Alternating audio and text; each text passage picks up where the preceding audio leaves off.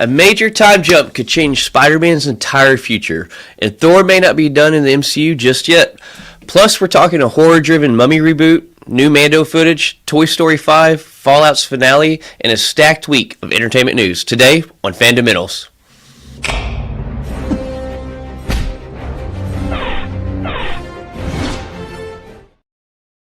Hey, how's it going? We have a new face. Who Yes. are you? Hello, how are you guys? Good. Thanks for joining us again. Oh, thank you, Blake and Tay, for having me. For your fans who may or may not know, my name is Eammonn, and I am the host of the Fox on Games podcast, which is a news podcast, which we also have news about. Used to drop every Wednesday morning, now it drops every Friday morning. So thank you guys for having me to talk about all of our comic book and nerdy style adventures that we love to watch and talk about. Yes, and huge reason why we brought you on. In case anybody did not catch our previous episodes, we did the collab talking about the first half of the latest season of Fallout, which you can catch half of it on our channel, and half of it on Fox's channel. And then today we're going to kind of discuss an educated wish, the remaining of it, and what we thought about the finale. But before we jump into that, y'all ready to kick us off with some Marvel? Let's go.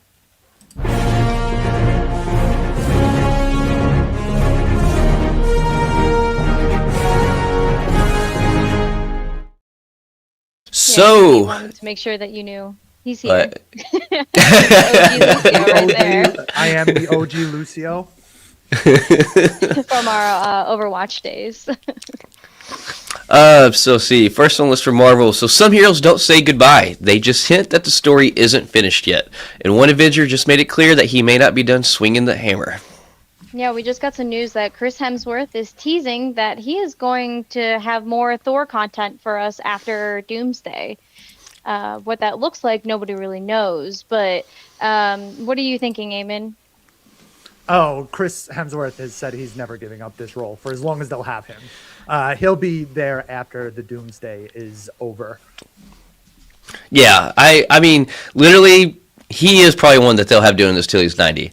I mean, because with the story arc of the Thors in the comics, I mean, there's so many different tiers of Thor he can reach to the Allfather, I think. I mean, he can literally do this until he's white-haired, beard, and long. I mean, until he's 90.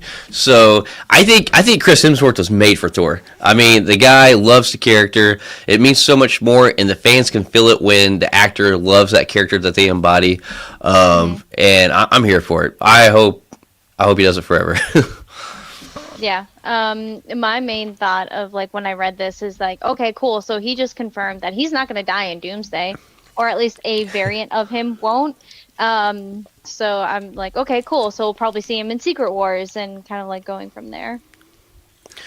I also think, he could become Odin, as you said, the Allfather, but he could definitely become Odin. Yeah. And we have a little break where we could do Beta Ray Bill, at some point too. We have those kind of comic book characters that can fill in. Yeah, and everybody's been begging for Beta Ray Bill. And we even get the teaser from it from Ragnarok when we've seen the statue of his face, of the Grand, Grand Master, his building of champions or whatever. So, we can't see him leave the screen at least until we see him and Beta Ray Bill together. Like, that would be, that we have to. Oh, man. But, see, next on the list. This is an interesting one. I'm interested to hear y'all's take on this, but time jumps can change everything in a shared universe, and this next chapter for a certain wall crawler might be further ahead than fans expected. I really do love your hoodie. It is a great hoodie. So speaking of your hoodie, we're talking about Spider-Man Brand New Day. There's going to be a 4-year time jump from No Way Home to this one. I think it kind of makes sense, just because of the synopsis that we kind of understand that nobody knows who Peter is, and or that Peter is Spider-Man, and that we know that this is going to be like a 24/7 Spider-Man like type of job. So seeing him in that role, it makes sense that we're going to have a time jump. I don't know if 4 years makes all of the sense, but also we have a time jump in real life. that it's been a couple of years, so people do look older. So I don't know. I think that it's a good thought. Yeah, I think that I got a couple different takes on this personally. So I think it makes sense, and we have to, right? We see a 4-year time jump in Thunderbolts, right? We see another time jump in one of the other here most recent MCUs. I think like towards the end, I can't remember what it was. So we actually this makes sense for them to kind of catch up. But here's the kind of discrepancy I think with fans and people are kind of divided on the internet is we are completely pretty much skipping probably his college years. His college years are some of the most impressionable years with some of the greatest storytelling, which obviously I know they can tweak and turn and make the storytelling however they want in the MCU because we know it's not obviously, comic by page adaptation. But his college years are a lot of his story that people do love. Are we going to get some flashbacks and are we going to just like miss what big stuff have we missed in the past 4 years that we're going to get flashbacks of that we don't get like a deep storytelling of? I mean, what's your thoughts on that? Do you think that they'll work it out to where maybe he didn't experience a lot, but he's got to experience a lot at the same time to be a completely changed Spider-Man, right? I don't know. I kind of think because all of the side characters that we know have been announced, like the Punisher is announced, the Hulk is announced. We're gonna start off with like catching up. Like the Punisher, in my opinion, should be the villain of this story because in the original comic books, that's how he was introduced. He was searching out Spider-Man, but they're not going to do all of those stories at once. They're not going to have Peter Parker or Spider-Man fight the Hulk at once. And that's just the beginning of who's going to be fighting, or who's going to be in this film. Like, it's got to be a montage of stuff. It has to be. I can't see any other way to jam all these other characters in. That actually does make sense. Because, I mean, it's been a lot of characters that's been mentioned that we're going to get. Mm-hmm. But at the same time, I kind of don't want to see a quick montage of catch-up either. Like, Scorpion, I'm not saying let's base a whole movie on Scorpion, but I don't want to see just a quick montage of a fight and then that's it. But I mean, that's what we got in Fantastic Four with some of their fight scenes. Is just like hey, here's that one, here's this one. And then we didn't even see John Malkovich. Yeah, he got cut. We got to see his ape. That's it. Yeah, a couple of the monkeys that were on the tower. We got to see that. But so yeah, I don't know. Like, I think that they can honestly go back and do a couple of things if they want, like animated style or whatever. But I think that jumping forward ahead and just getting into the meat and potatoes of what's really going on in his life to match it up with the rest of the storylines, it does make sense in my mind. In your chat, I saw something that says Felicia Hardy is what we missed, and Felicia Hardy would be fantastic. Having a Black Cat is a good step away from MJ for now. Mm-hmm. I have been begging for Felicia Hardy since Tom Holland started. Speaking of, we know that Sadie Sink is going to be in this. Eamon, what are your thoughts of who she's going to play? So I've seen the rumors that she's going to be Jean Grey, and I don't particularly like that because that's not really a Spider-Man kind of friend. I think she's going to be Firestar. Because at least with the history of Spider-Man, Firestar was a made-up character for the 80s cartoons or 70s cartoons, but they were friends. And Firestar brings in Iceman. Iceman becomes part of the X-Men. That's how the connection would go for me as an older fan of all of that stuff. I could see them doing Jean Grey because she would be excellent because she's top of her game, and Jean Grey is a top tier hero for the X-Men. But I would really hope that the Spider-Man people would not do that. So I've also seen people saying that she's actually a villain in this. That there is, I cannot think of it off the top of my head. We talked actually back to villain and gave the description. It's a female villain that I think morphs or changes shapes or whatever or can. But anyways, we literally talked about a villain, and some people, there's some leaks saying that she's actually the villain and not the hero or friend or anything like that, like a lot of people are running with. It was her and Punisher was the photo that it showed, like them, like the comic versions of the, like Punisher running around with Yeah, and like combat looking. yeah. A lot of people are thinking it's that too, but Yeah, then a lot of people, yeah, Going with your chat again, Rachel Summers. That's right. Yep. Scott Summers and Jean Grey's kid. That's a good guess too. But Spider-Man is so not mutant adjacent. Yeah, he interacts with them, but he's not really, at least in the history that I know. It doesn't. Yeah. It doesn't jive for me. It could Yeah. be it because the MCU is different, but it just doesn't seem like it would be the right thing in my opinion.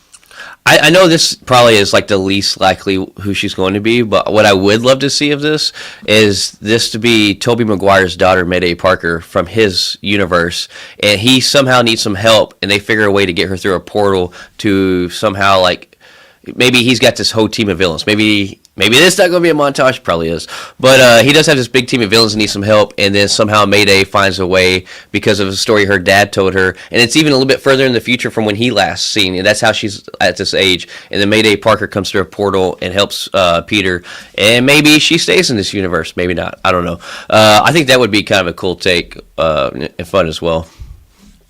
I would like to see her be Spider-Gwen. Like, why not? Yeah. Like Yeah. she's a good actress. I like everything that she's been in. I think Sadie Sink would be an excellent person to play Spider-Gwen. Yeah. Yeah, there's a whole bunch of there's honestly a whole bunch of characters I'm okay with. She's just a great actress, honestly, to me. You say you need a child that Doom is going to take to involve Cyclops and Jean Grey. Oh, this is true. Do we think that we'll get that though before Doomsday? I mean, like a teaser. I don't know. I'm okay with this. Once again, I am okay with all of these suggestions. Absolutely. I just want a damn trailer. That's all I want right now. Yeah, I just thought a we were little getting it at the teaser. Super Bowl.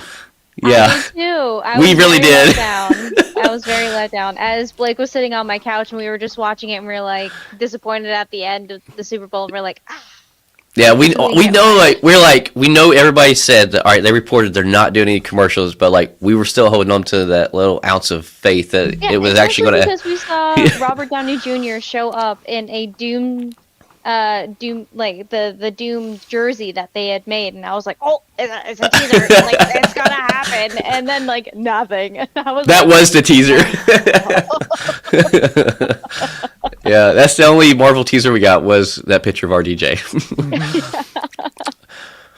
But speaking of things in Spider-Verse, so Sony isn't done with symbiotes, but the next move might look completely different than what we're used to. So Sony has actually finally said that they're going to be releasing a fourth Venom movie. This one's going to be fully animated, and that Tom Hardy apparently is going to be involved in some type of capacity. But I don't know, man. Like they had the chance to just like bring in Spider-Man and like things, and then they just didn't with the last one, and I was just like, Well, yeah, and there's not a lot of outside of like what she just said. There's really not a lot of news or like information on this. Like we have no idea if it's going to be completely standalone. It has nothing to do with the Tom Hardy universe, but with Tom Hardy being involved in some capacity with it, it's making people question, like, is this going to be a continuation of that, just animated, or is it going to be a completely disconnected universe and storytelling, and they're just so happily going to bring Tom Hardy into this, and what's he going to do? I mean, it's hard not to wonder what he's going to do besides play Venom, since he's played, Venom and Tom, Eddie Brock for 3 movies, so... I have nothing to add to this. I refuse to watch any of those Venom movies because okay. Venom, like I know it has its fans, but I used to get in our newsroom when we would talk nerd stuff and talk about this. I would say I refuse to even give Sony the money for this because you can't have Venom without Spider-Man, in my opinion, and it doesn't make any sense for me. So I can't watch it, even though I like what's his face as Eddie Brock. Oh, Tom Hardy. Yeah. Tom Hardy. I think he every commercial I see, I'm like, he sold this. He knew what he wanted. It just doesn't make any sense. Yeah. No, I can agree. The first one was okay, except for like the real dark bad CGI at the end, like the fight scene and stuff, which was awful. I really had hope for each one going and watching it, and I feel like each one got worse for me. But like you said, I'm a huge Tom Hardy fan though. Like I love him, and I don't think I've seen a bad movie he's been in, or at least a bad role he's played. But yeah, I wish they would somehow incorporate him into the MCU and let the MCU do Venom right with Spider-Man, and I think that's the best thing. I think they will, because they didn't even meet in Endgame or so I think they can. So it's not like Tom Hardy even or Tom Holland even knows who Venom is. The Tom Holland Peter Parker. Right. Yeah, I mean, all we did was get that teaser of him licking the TV where he got to see Tom Holland's Spider-Man on TV, and that's it. And him being in the bar and then disappear again with the little splash of symbiote. Who knows? There's no telling. Sony, there's just no telling Sony. It nothing surprises me that they try to pull, and nothing surprises me when it fails. So the Sony Pictures universe of Marvel has failed. I will say this, like I've said this over and over again. Let the game writers take over the live action writing. Then you'll get some of the best Sony Spider-Man stories to tell, because that's some of the most interesting Spider-Man stories. It comes from the games. I agree. I would like to keep them a little separate though, because writing, I talk about this often, and I talk to people. Writing for video games is a different story than writing for films. I don't know if it would work the same, because you have to keep your generic protagonist generic. Yeah. So that, Blake, you pick up the controller and you're Spider-Man, you got to keep him a little bit more generic so he takes on your traits, so you believe in his traits. A movie, you don't do that. You have to have somebody believing in that character, good, bad, or indifferent. So I don't know if that's actually the right way to go with it, but I do think they have to continue to have fans, and I'm going to say something bad, not Avi Arad doing this anymore. Avi Arad just sees Spider-Man as Spider-Bucks, and he was good when it was the first ones, and he had Sam Raimi, who was a fan of comic books, writing them, but then they get too much involved. So, and I think that's the reason that that Tom Hardy does that role so well, because who isn't a fan at his age and my age of Venom? It's one of the best villains that's ever created, especially in terms of Spider-Man. Why these guys would absolutely kill it doing the character. They know what it is, but the writers probably. I think this is studios getting involved. Avi Arad, I blame him. Yeah, yeah, he's blamed for a lot of stuff, I believe, actually. But that kind of wraps us up with Marvel. We have zero DC news to talk about this week, so we will jump straight into Star Wars. That would have shut me.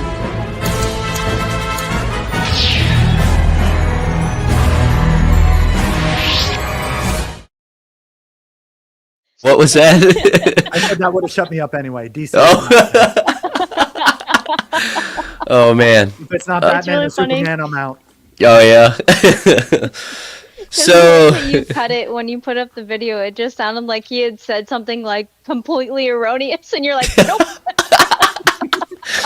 Yeah, what was bad is like when I click on it, there's like that slight half-second delay, and I was like, oh crap. So each new look at this project keeps raising the stakes, and this latest trailer might be the most revealing we've had yet. So speaking of Super Bowl, we did get a Mandalorian and Grogu little teaser trailer, but now we have an official trailer that we got with these two. And every single time that I get a look of Pedro Pascal, I'm just like, damn, this looks really good. And Sigourney Weaver in it looks really good too. Yeah, I'm getting more and more excited about this project, where I didn't feel like I was going to feel so excited. Just because I was like, oh, it's another Mandalorian. Okay. I don't know. I'm a huge fan of The Mandalorian. It's just been so long since we've had anything. That obviously anything Mandalorian puts on screen I want to watch, but the hype has kind of died for me just because It's been so long. But I will say this last full trailer we got this last week has probably got me the most hyped out of all the teasers and other trailers that's been released, even of Super Bowl. I thought this last trailer outbeat the Super Bowl's trailer. Oh yeah. But I thought we see him without his helmet. I don't know, and how many shots? I mean, there's a lot of shots. But then we also get this scene here, like in a fight, like an arena, almost Coliseum type thing with one of the huts, and I think that's the one that's probably going to be Jeremy Allen White playing the voice of. Am I wrong? Am I wrong? Probably. And then he I thought playing he was a little baby one. Well, I think he was a baby one. I could be wrong. I think he was the baby one, like in the animated series, like Clone Wars. But I think he's going to be more grown now. Yeah. The animated movie, the one before the series. Yep. It was the one that Ahsoka and Anakin had to save. Yeah. So he would be grown now because this takes place after Return of the Jedi. So. But yeah, I don't know. It looks great. I'm ready for it. It's been many moons I've been waiting on this. So I just want to know what do you guys think of, because the online discourse, and I don't go by online discourse. I see it, but I don't go by it. Is that this Mandalorian and went down in quality per season, and I don't agree with that. I think it was 100% a top tier show every season. At least if you're a Star Wars fan. Yeah. Okay. Yeah. So I'm not alone in that kind of feeling. Okay. No, I think from start to finish it stayed consistent. And one thing I love about that is, or a couple of things I love about it, is how it truly kept that old school Star Wars feel from the original trilogy. With like I know they use CGI, but with some of the puppeteer stuff that they use in practical effects. But the way they blended that with the new CGI, it still kept that very much old school Star Wars feel. And I really like that. And then also, like, I do like Westerns. And so I really love the space Western feel with this. They very much, I feel like it was a perfect balance of the blend of, like, space Western, doing the sci-fi with, the cowboy feel. So I really loved it. And we got our live action Cad Bane, which is sick, which to this day, I actually messaged a guy a couple of days ago that does sculpting and does the handmade, like wearable stuff. He does it from scratch.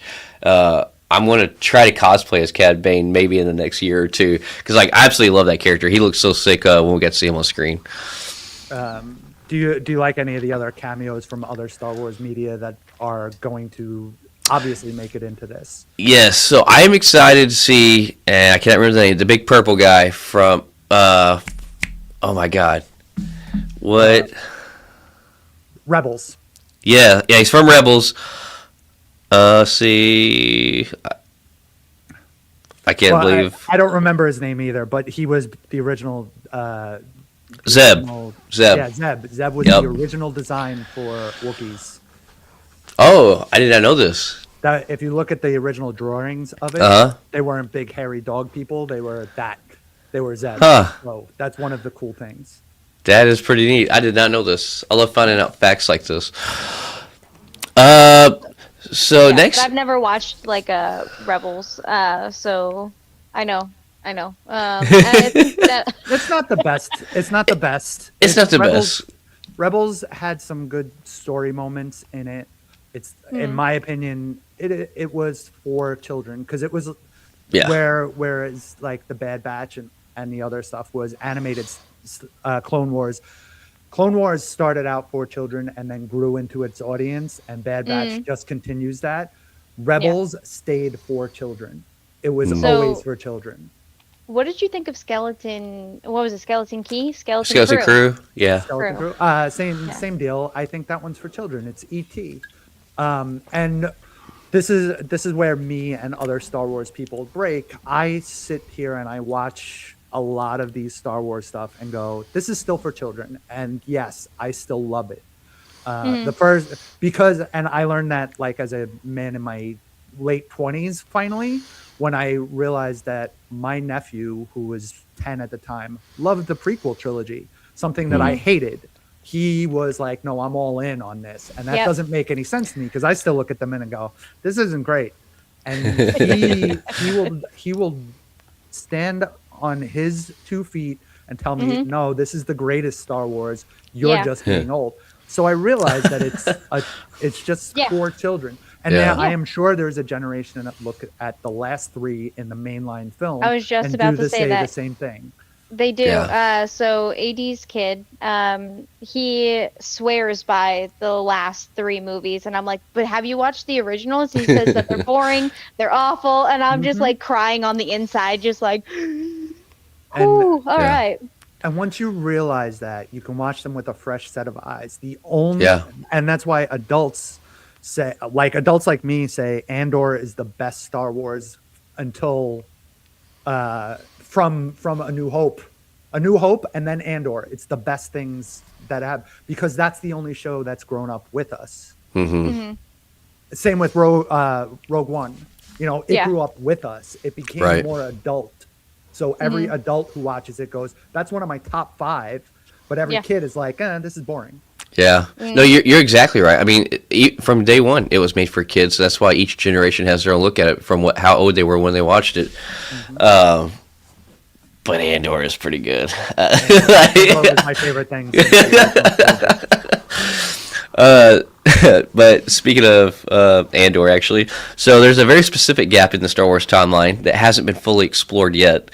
And if the rumors are true, we may not be done filling it in. We were supposed to get another Cassian series. It's supposed to take place between Andor season 2 and the Rogue One movie starting. So the little time gap there. I loved Rogue One. I did enjoy Andor. It was kind of hard for me to like finish it just because it felt like, for me, I don't know why, it felt like it was dragging. And I know I'll get some flack for that, but I mean, I would enjoy watching another Cassian series as long as the storyline is still there, that there's enough story to tell. I don't know. I feel like it would be good. Yeah, I loved Andor season 2. Andor season 1 was good. I don't know why, but it took me like through the first 2 to 3 episodes of season 1. It took me a couple of tries to get through it. But then once I pushed through it, I was like, oh, this is actually good. And in season 2, I thought it just outperformed season 1 by far. It was, man, the pacing, the characters for me. It was really, really good, and I did not want to be done seeing these characters' stories. So I hope this is true. Rogue One, I thought they did such a great story with you already knowing how it was going to end, but they still did it so well that you're on the edge of your seat still rooting for them, knowing that they're, spoiler, going to die. I think there's plenty of gap there that they could do that. I think why not capitalize on Cassian Andor's story when you see how well it was loved, and you've already kind of that age group of people who loved it so much is already kind of giving you flack for this other stuff. Why not feed them a little bit more to keep them happy, while you make some dollars off of it? So I'm here for it. I'm not sure I agree. I think the story with Andor is told, Tay, because you didn't run through all of season 2. I don't know where you got to with it, but in season 2, there's a lot of time jumps, and I think the time jump from the end to Rogue One just fits into that format. I don't know if I need to see that. You learn so much about the character for those first seasons. I mean, and then in the first episode, in the first 10 minutes of Rogue One, you learn so much about that character. It just fills it. We've already filled in the blanks on the character, and in my opinion. Yeah. With that said, this could be great, but I would say Andor season 2 is one of the best pieces of media I've consumed in the last 5 years at the very least. Overall, it's probably one of my top shows overall. I think it's that good. Although this new Game of Thrones thing is kind of hitting me up too. Yeah. We'll talk about that. Yeah, I thought they did it really well in season 2 with the time jumps. It made sense, and like I will agree that it's not necessary the way they played it out and ended it to go straight into Rogue One after that with like the time jump stuff. But I ain't gonna tell them no if they're wanting to make it. So, but yeah. For me, for season 2, to answer your question, where I landed, I think I was it was like episode 6. I only had like 2 or 3 more episodes left, and I was just like, okay, I Oh, think so I'm much good. happens in those two. So much happens in those last. Okay. I just rewatched it, and I'm sitting there and rewatch. I want to rewatch it again. That's how good Okay. I think it is. You Okay. know, Well, based on that, I'll give it another shot. I'll do start from the it. beginning again. Okay. Yeah. Yes. Then you have to let us know what your thoughts are after you do that. Okay, will do. Oh, but yeah, I think that wraps us up with Star Wars. We'll go ahead and jump to some educated wish.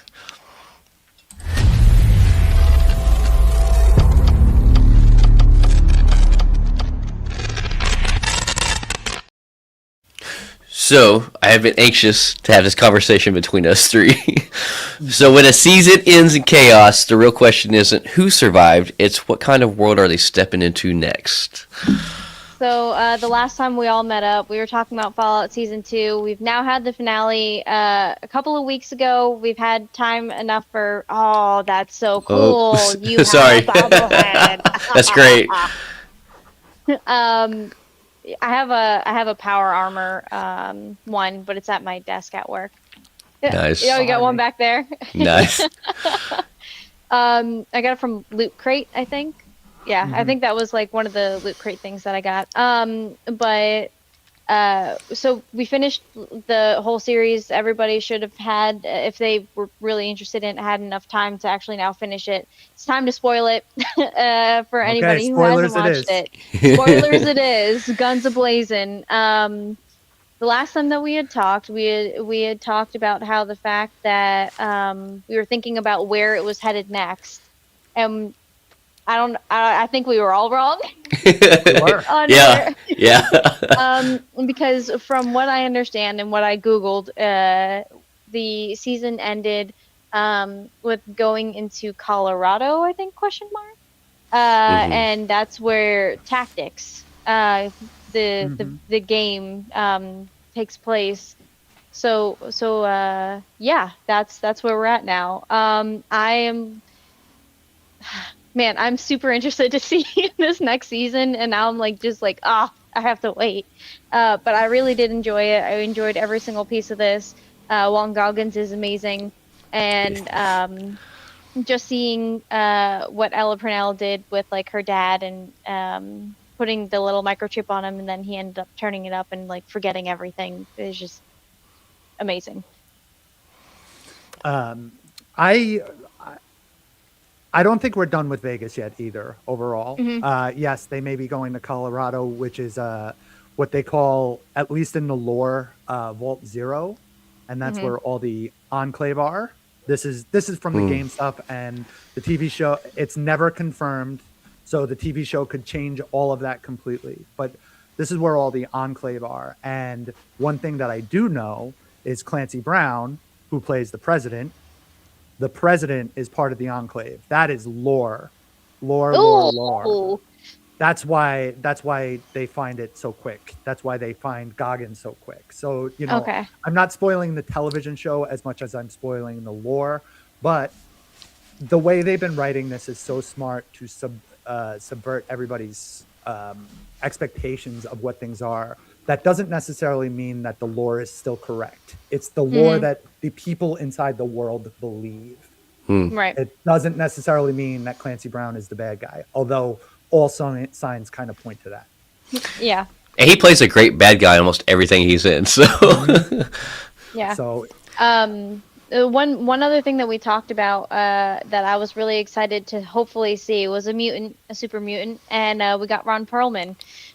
Do you think that this is the end for Ron Perlman's super mutant, or do you think we're going to see him again? oh no, he's a leader, and he may even be a main character from one of the original games. That one's a little like one of the 3D isometric games. He was a in the world of Fallout, we say good guy, but it's not really a good guy. it's we lean more to good than bad. That's kind of the online conjecture, that he could be that. I don't know that for sure. I won't say that, but there are very rare intelligent super mutants, and he could just be one of them. Yeah. That's essentially what it is. Yeah, I Okay. definitely feel like he could be. I feel like we should definitely. I get the feeling from what we've seen and like what he said. We should be seeing him leading a group for an uprising. I mean, hopefully in the next season. I did expect us to get to see a little bit more of him than we did. So that kind of sucked because I was like, I love Ron Perlman. I got to meet him one time, and I just love a lot of his stuff that he's in. But I was like, man, that's it. Like it ended. I'm like, we didn't get to see no more of him. Just that quick glimpse of his face and his voice. When Fallout 4 came out, I got to interview. Well, I didn't get to interview him. One of my colleagues interviewed him, and that was the Nice. first question I asked him. I'm like, I talk about video games. Are you going to be in Fallout 4 before it released? He was like, absolutely, I am. Why wouldn't I be? Like everybody else was like, we don't know if he's here, and I got the little bit of the scoop on that one. So Nice. really That's so cool. great. That is great.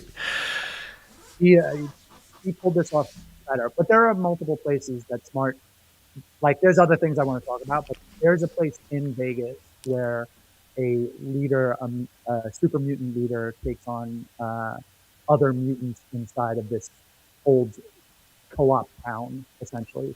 And that's kind of where I think they are, but it looked a little broken down and not as nice as it is in New Vegas. So Huh. I am unsure if that's where it is, but there is a nice little community of mutants and what they call nightkin that Okay. live in this community. So that's one thing. I want to talk about our boy shooting out before the new California Republic comes out. Our boy who's losing limbs. He's armless. What do Yeah. you guys think he is? Because I think I know, but I'm not sure too. I have no idea. I just know I love it when he's like, "That's normal to have this, right?" And he's like, And then next thing you know, limbs are falling off, and he's shooting with his toes. So I have no idea. Obviously, me not having any knowledge on the game lore, I literally have zero idea on this. No, but I did watch the new Rockstars. They did like a little breakdown, and they were asking that possibly he was like a succubus, or something like that. But centaur? I'm not really. Maybe I don't know. Okay. I don't know. Like it had like a weird. It was like a gloopy looking thing that they showed like It's a picture of. centaur.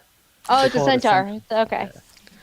Is that So- what you're thinking that he is too? That's or- what I'm thinking he is. What in the game, the way so FEV makes super mutants. There is theory that FEV also in the air or small doses of it makes you turn into a ghoul. Okay. But FEV combined with other animal DNA makes you into other things. So a centaur is one of those things. I forget the animals that it's supposedly mixed in with, but it was supposed to be like a massive apex predator, and it does not become that. It becomes that gloopy thing that can kill you.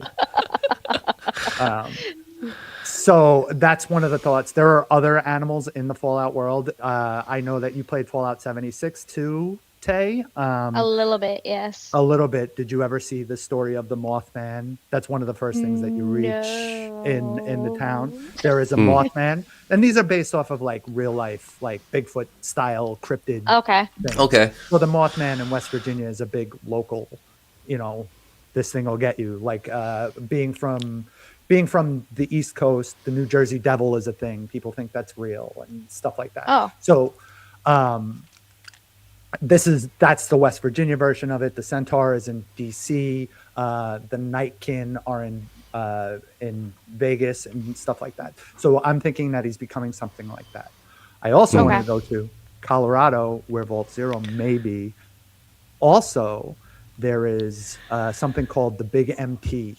Now, this would be a really cool thing to see in live action that Lucy and Maximus would probably have to go to at some point. It's a big lab in the mountains in the Sierra Nevadas. And this would be really cool because you'll see a lot of like robo brains and robots and taking over of things. So Okay. that would be a cool thing if they split it up. Since they didn't leave Okay. Vegas and the ghoul went to Colorado.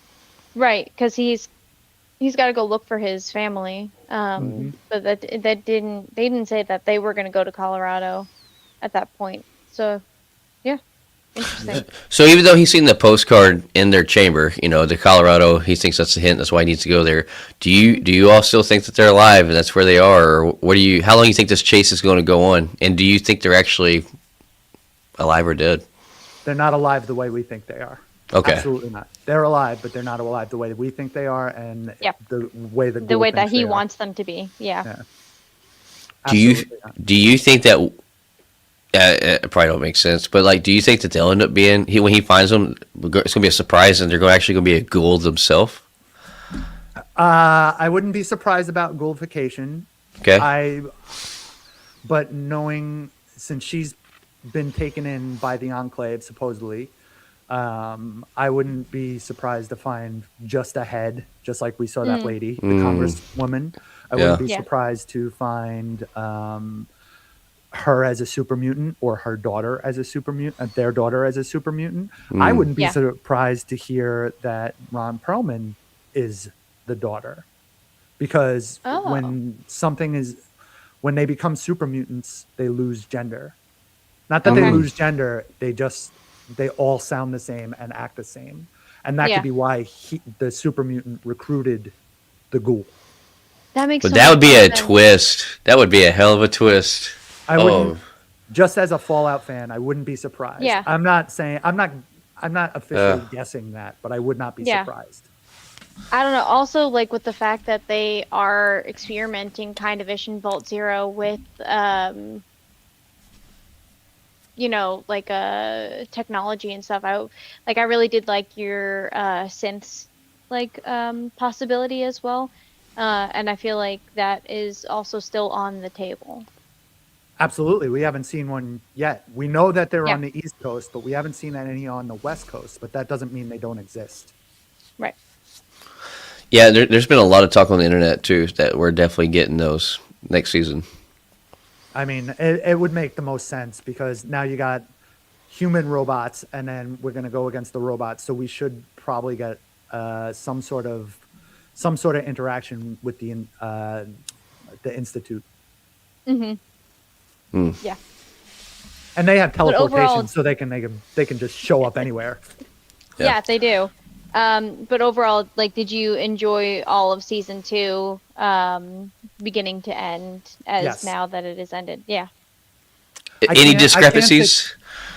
No, because I think they did this really smart. They're living off of what the games are, and they're so far ahead of what the games are that Yeah. I don't think they can do anything really bad. The closest Yeah. they've gotten to bad is making some close timing issues between, like, the destruction of Sandy Shores and all that kind of stuff. They did some really close stuff. I like what they did with Mr. House, because they didn't, any one of the endings from the New Vegas game essentially could be true now. And Okay. they left that open enough. So That's it's cool. yeah, Interesting. They did it Huh. really well. They threaded that needle. Nice. Yeah. I just hate that we have to wait so long for the next season. So They're doing it faster. So Yeah.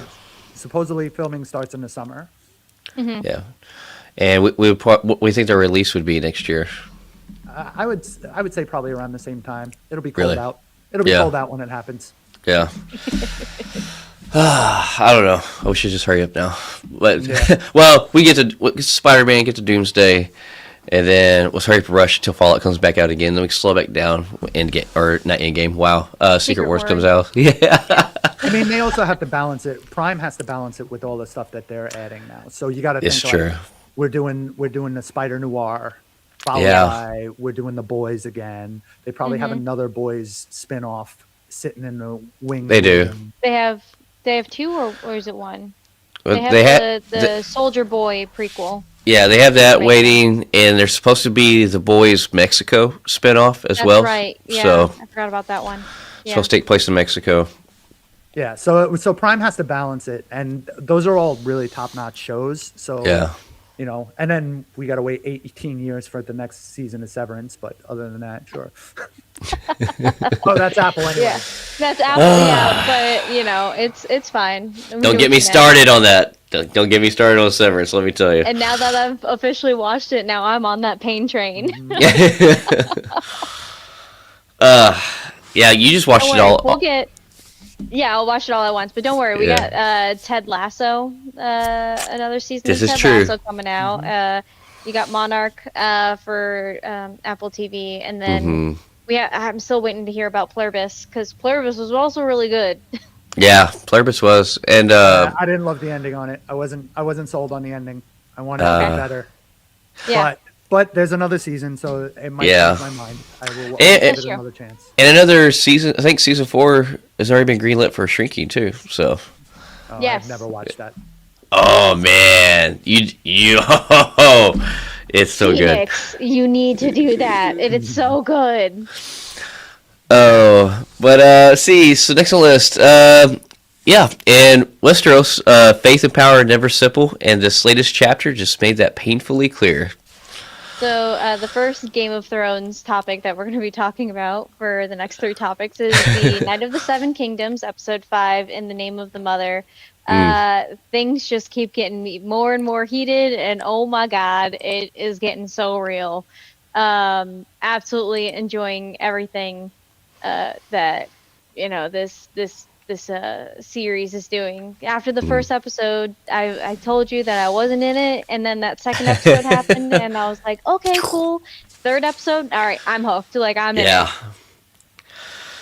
yeah, this is so good, man. Rotten Tomato score. This is it plays 10 out of 10, I believe, right? Or IMDb 10 out of 10 is what it was. So there's an episode of Breaking Bad that's Ozymandias that's held the 10 out of 10 record out of anything that's ever been, and it's held that record up until this came out, and it dropped down to a 9.9, and they say it's because this ranks so high in 10.10 with all of the reviews of how people. All right, so a lot of people are saying that this episode ranks the best episode of any Game of Thrones project that's been done to date.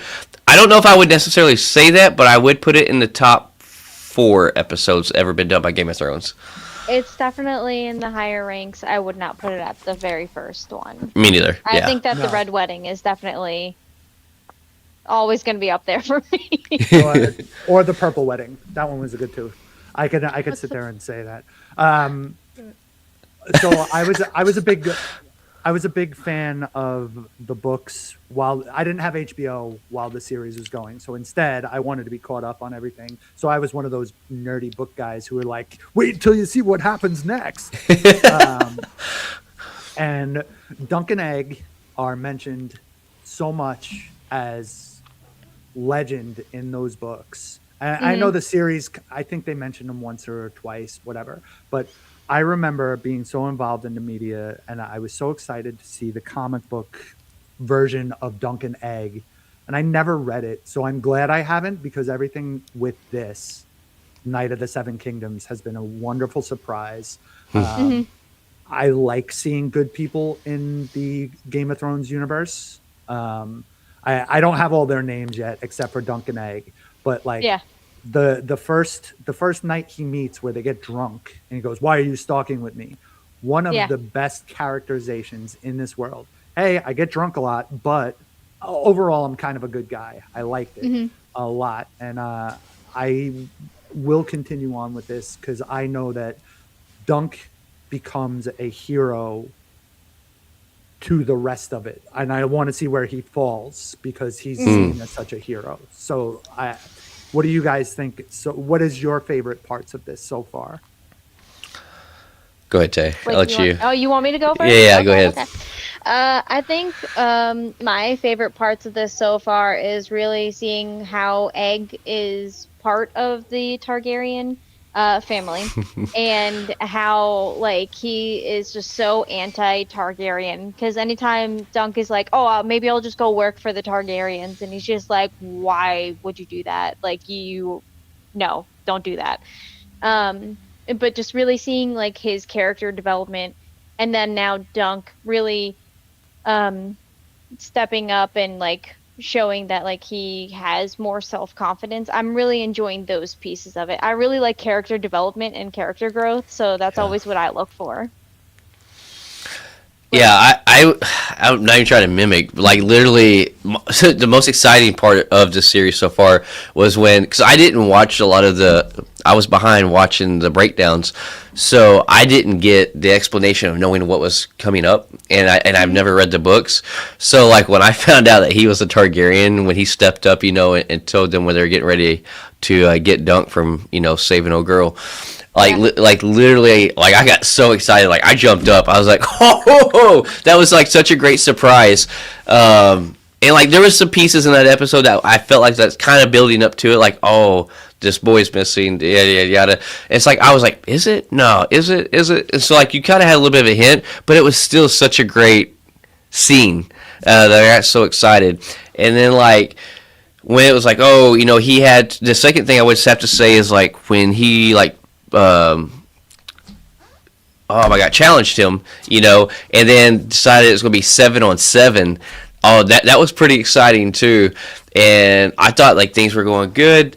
Oh boy, then when he walks up, he's like, I'm bailing out. I'm going to the other team. I was like, oh my God, like it just got me down. And I was like, you cannot believe this. Like I thought things were finally going his way. It was going to be great.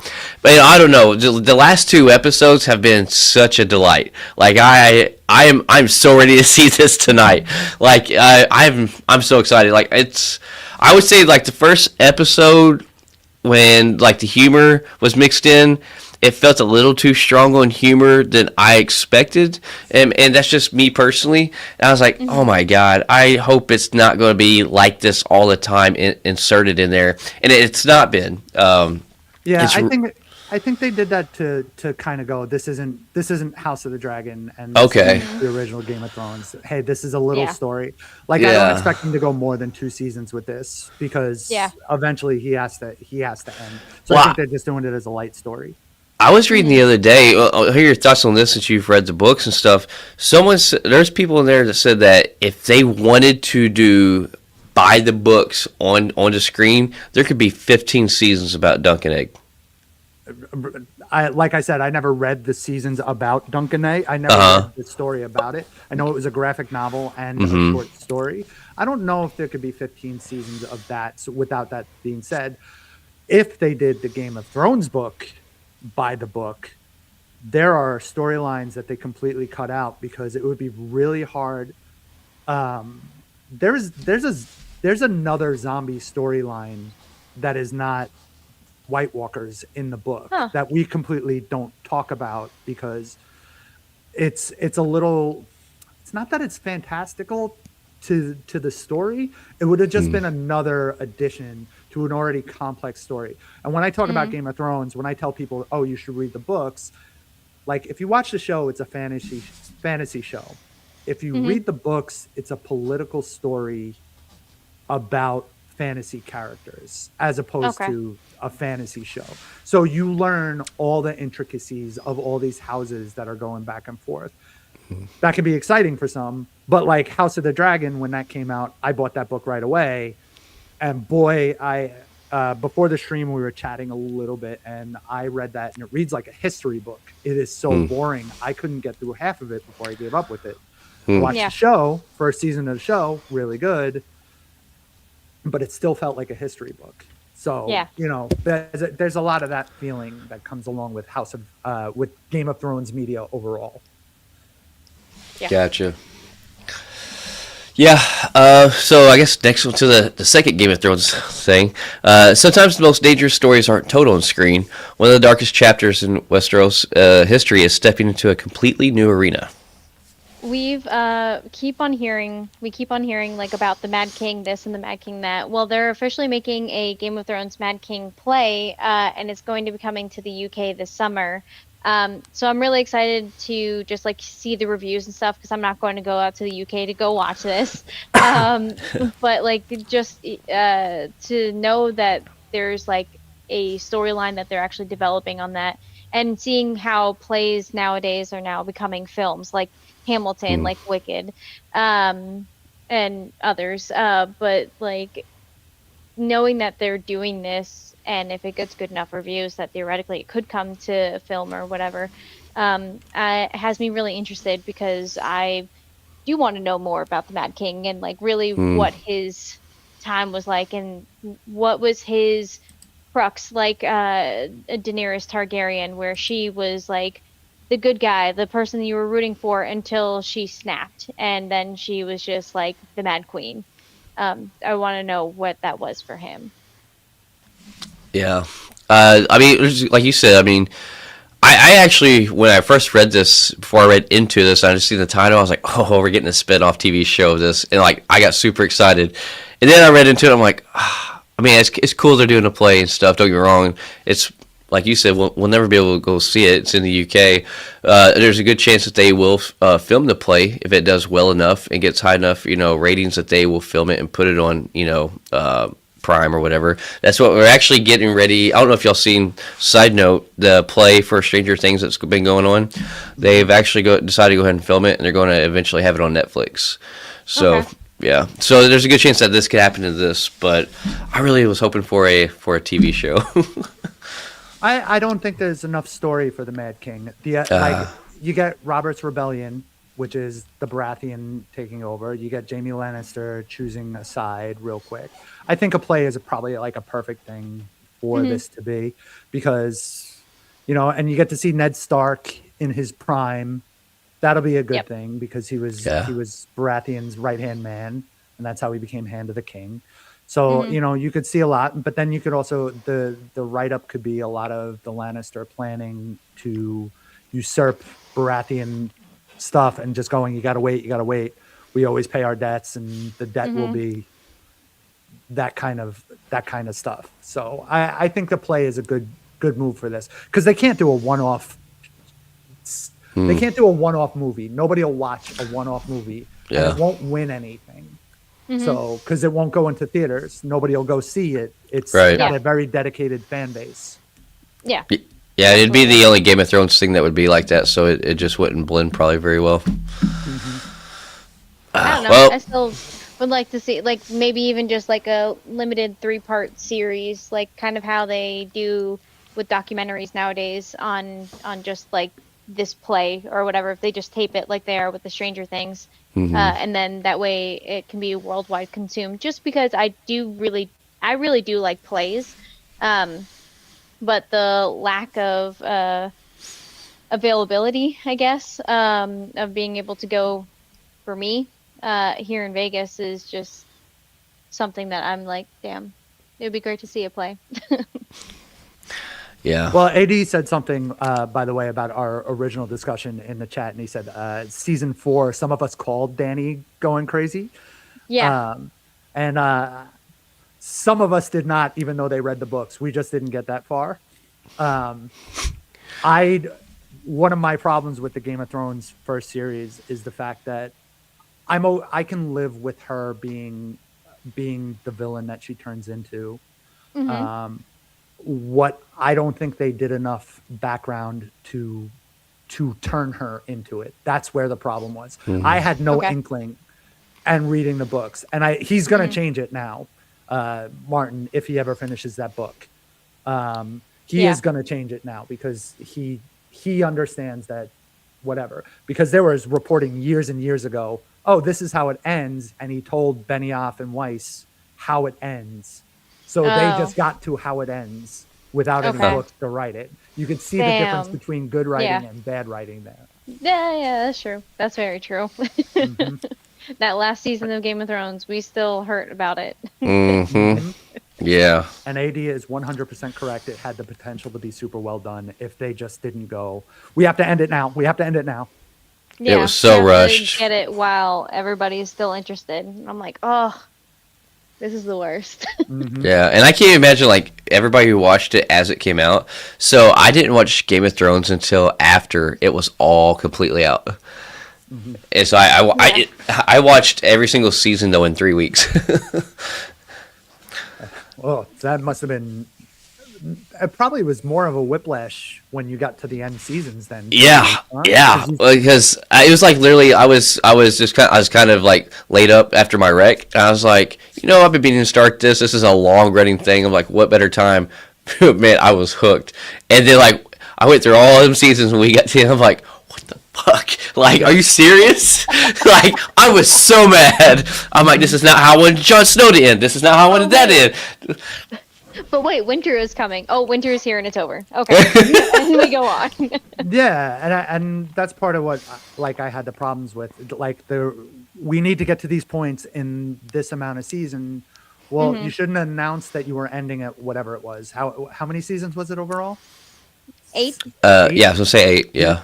If they had stretched it out even 2 more seasons, they could have told more story to get us to Yeah. the point. We could have seen the cracking more clearly. Maybe like if AD saw it and I didn't. That I'm not saying that AD picked it up. AD picked it up better than I did. I didn't see it. I did not call that in the slightest. And when it happened, I just felt so like you stole this character away from me.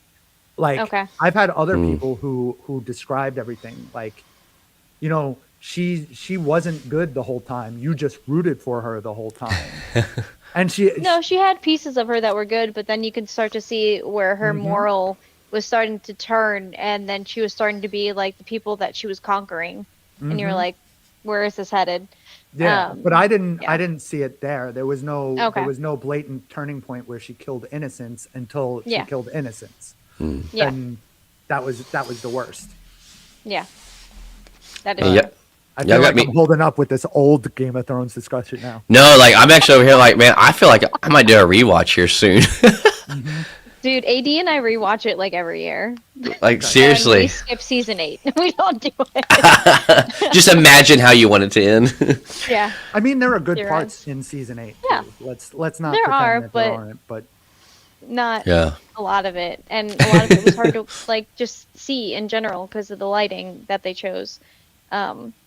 Yeah, I don't know. I remember waiting every single night or every single week for those episodes, and that was something that I started watching week by week, and I was like, I am upset. So last Game of Thrones topic we have. So dragons may be quiet right now on screen, but they're definitely not grounded. The next phase of this war is officially being teased. We officially have a House of the Dragon season 3 teaser that came out. This is supposed to. Oh, sorry. This is supposed to be released in June. It looks like an all-out brawl, which is exactly what we were expecting because season 2 ends as a lead-up to season 3, just like a midpoint season hanger where you're like, why is this the end of the finale? Yeah. So I'm really excited to see the war actually like kick off and start, and I guess to see where a piece of what we saw in the Night of the Seven Kingdoms with the green and red banners, like that warfield that we saw young Dunk in.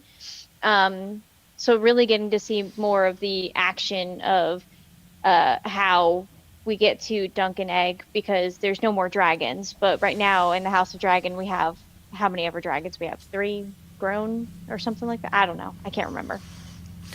I need to go back and probably rewatch like the last 3 episodes just because I feel like it's been so long since we've had a season. I'm probably going to rewatch the entire second season or Yeah. do a full rewatch of first and second season before getting into this. I mean, it's in June, so I got time. Yeah. I'm ready for it. This was another edge of your seat. I felt I was worried about it actually holding up like the Game of Thrones like it did, like keeping you on the edge of your seat to storytelling. But nah, I will have to say I feel like the quality so far of everything of all the Game of Thrones storytelling has been consistent across all spin-offs. one thing I will say about House of Dragon, since I'm not up to date with it, is that Matt Smith is one of the best actors to not do anything until this. Like, I know he's been in other things, but he hasn't He done so much anything has. from Doctor Who. He's been in so many things, but he hasn't done anything. And he's one of the best actors until this. He was also in The Crown. I don't know. That's not a show I watch. It's doesn't fine. sound He was like also fun. brilliant in that. So I watched Doctor Who, and that was when I first got introduced to Matt Smith. Then I watched The Crown, and he was the main prince in that. The story very much revolved around him as well. Um, and then wasn't he in Morbius? Yeah, don't forget him being that villain in Morbius. Yeah, well, that's why I'm saying everything that he's been in. Once again, he's always good in everything that he's in.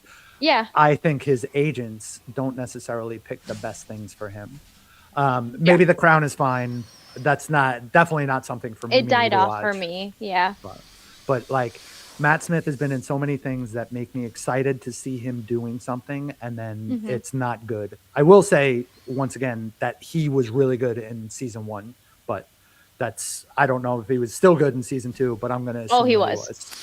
Yes. I think I like him as a villain. I will say this. I like him as the villain role of things. I think he plays a really, really good villain. He's also supposed to be in Starfighter, the next Star Wars movie with Ryan Gosling. So Yes. There's a good rumor attached to him in that too. He might be Palpatine. Oh. I've heard that they are completely not doing any ties to anything. and Skywalker saga. Starfighter is going to be its standalone. That's what I've heard. I mean, Palpatine has been cloned and cloned and cloned. So yeah, who knows? what's wild though is I can actually picture him playing a young Palpatine.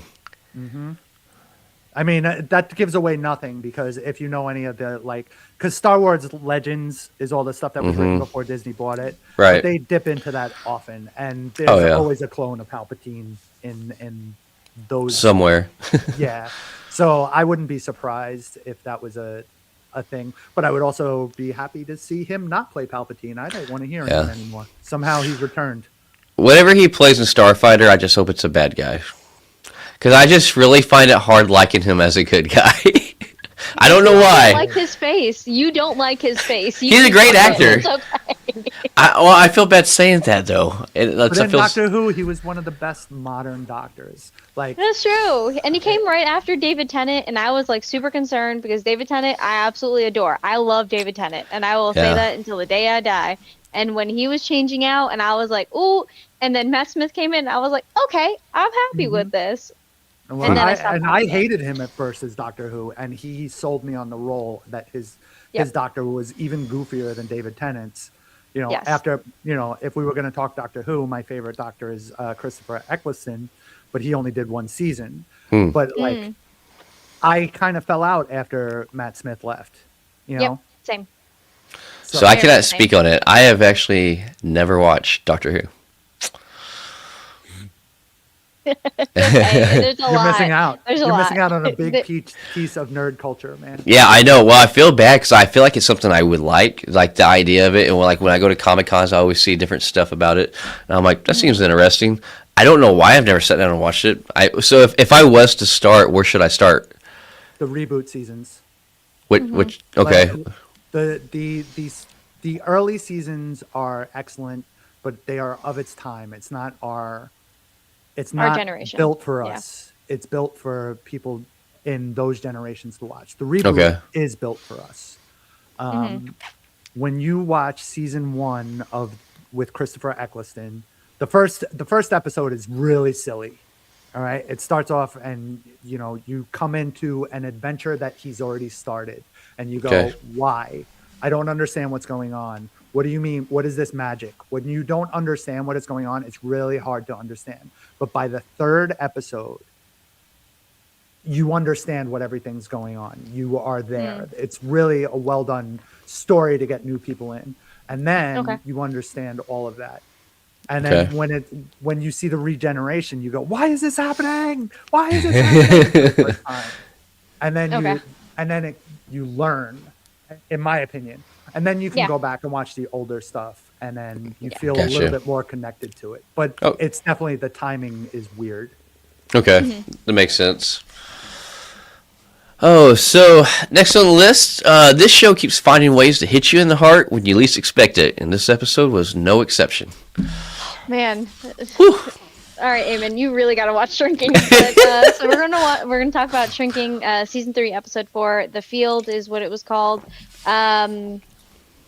this show really is that piece of comedy, but then also like it hits you in the feels of just like, oh my God, like so much is happening, but you're just like just rooting for everybody that's involved to just like Yeah. somehow like make it out of this. Like, okay, um, man, this episode is just amazing. I just I don't know. I don't want to like spoil it for Phoenix. Don't worry. It's Don't just worry about that. okay. That will do it. So watching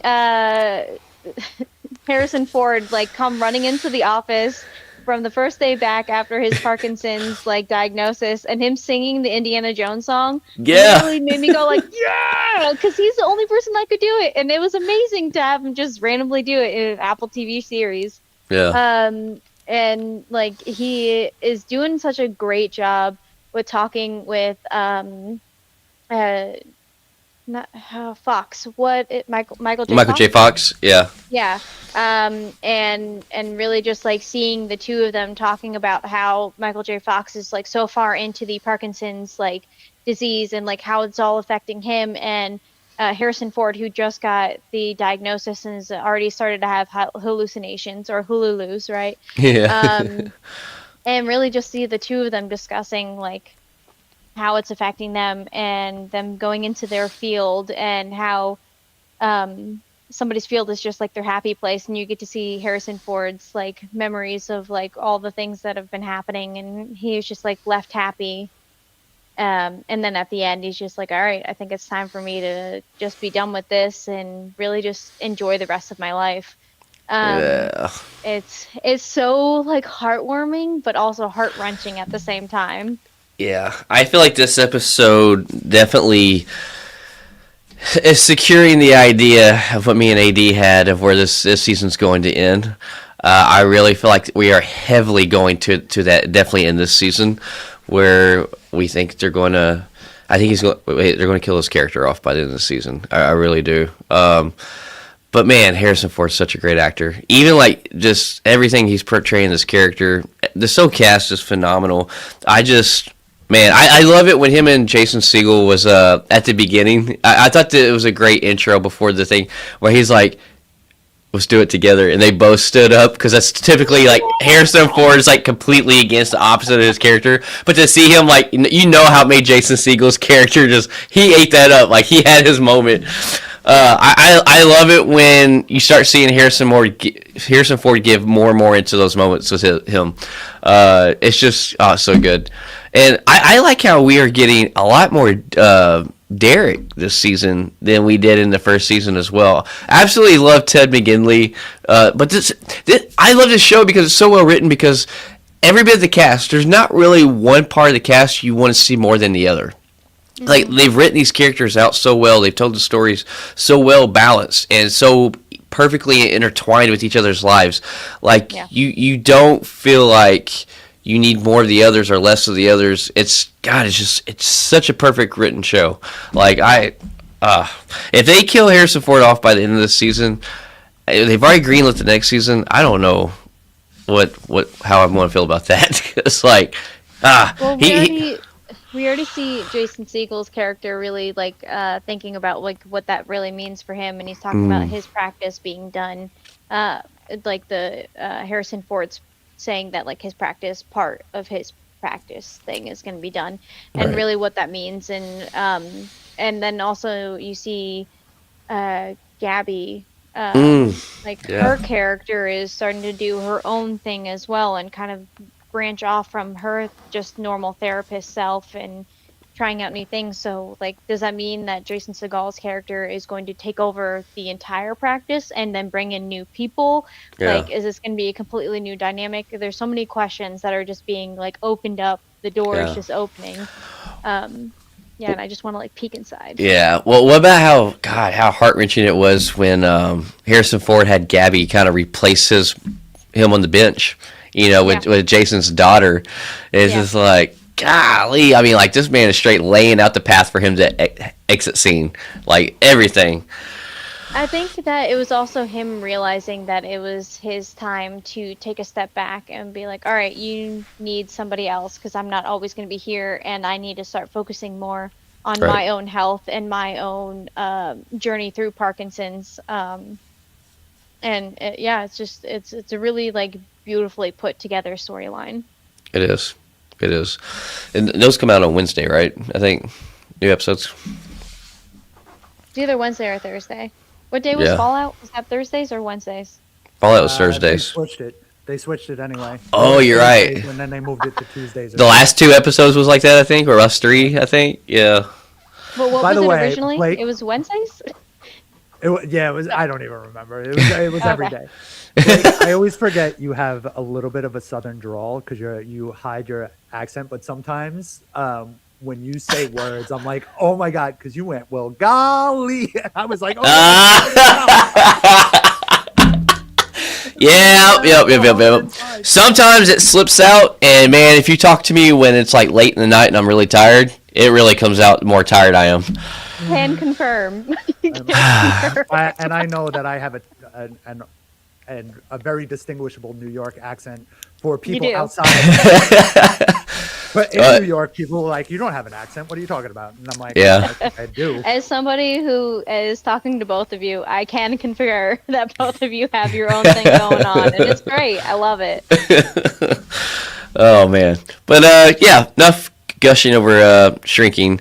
Here's something else that's pretty exciting. But if you're expecting an adventure throwback, forget that. This new trailer makes it obvious that they're going straight horror, and it's way darker than this franchise has ever been in a long time. So, do we know if this is like a Mummy reboot, like the Mummy, and it's a reboot of like Brendan Fraser's Mummy? No. It's just a reboot of the Mummy story in general. Like, because you have Tom okay. Cruise reboot Mummy, you have Brendan Fraser's Mummy. It's just a reboot We of don't the talk about Tom OG. Cruise's Yeah. Mummy. We don't Well, talk about.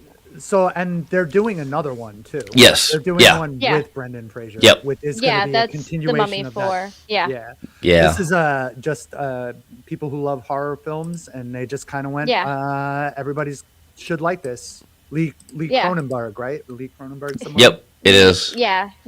And he, like, they're working with Bloomhouse and Atomic Monster on this. Both are just amazing companies that have been putting out great movies. And I think it said it was from the same director as Weapons as well, which Weapons was absolutely great. Yeah. And I'm really looking forward to the Aunt Gladys prequel to really understand that part. But this trailer does look really interesting. It reminds me a lot of Hereditary, Midsummer kind of vibes, just like creepy, like with the teeth clicking and the that whole piece. And then also the dad is in Midsummer as the guy that like burns up in the house after, Yeah. like at the end. Like spoiler alert for anybody who hasn't As soon seen as it, I see his face, I was like, "Oh, I know this guy." in Midsummer, I was like, "Oh God, bad scenes, get out of my head." oh, yeah, he's the one that does the weird scenes with the lady group. Yep. God, why'd you have to mention that? Jeez, yes. Because I had to think about it. You do too. It was so creepy. But this comes out April 17th. Eamon, like, have you seen the trailer for like this newest Mummy project? Oh yeah, it looks absolutely amazing. I like the Mummy from Brendan Fraser from those years ago, but I am more interested in a horror mummy than the adventure mummy Yeah. could ever give me. And I hope Brendan Fraser's new Mummy is as good as those old ones. Yes. Except for the Chinese one, I didn't see that one. It's nothing to write home about. So Yeah, I didn't even give it a Yeah. chance because Rachel Weisz wasn't in it, so I was like, I don't like it.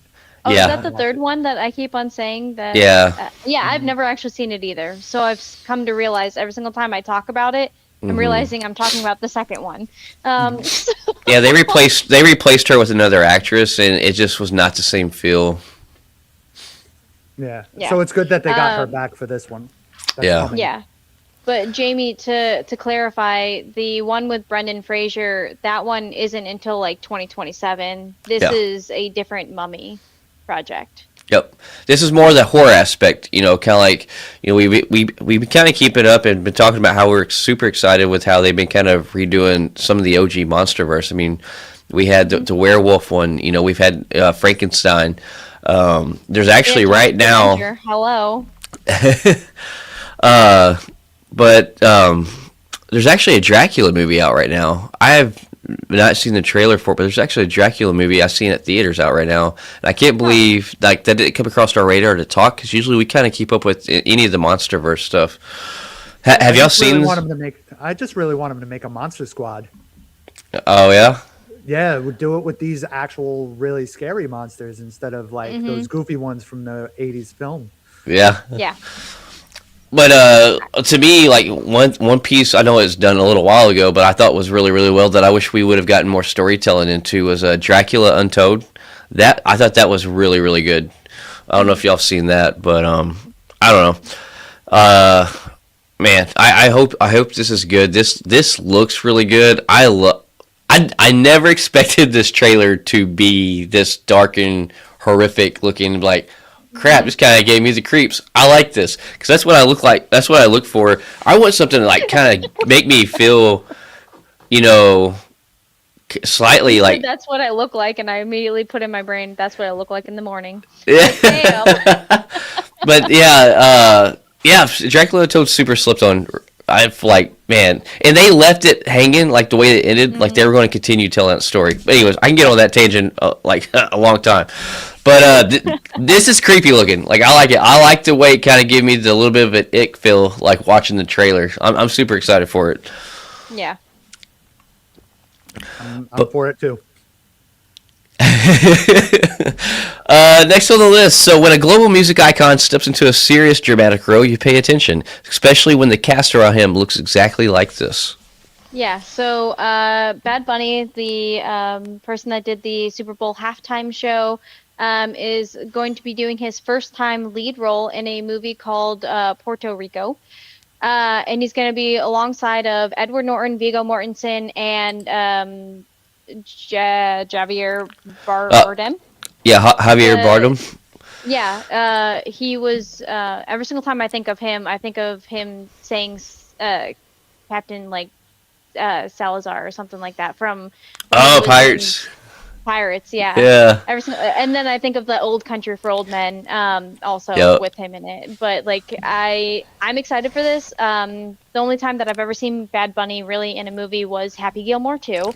Yeah. But to get to see him playing alongside like these really great name actors, I'm really excited to see what they do with it. Yeah, that's a stacked cast.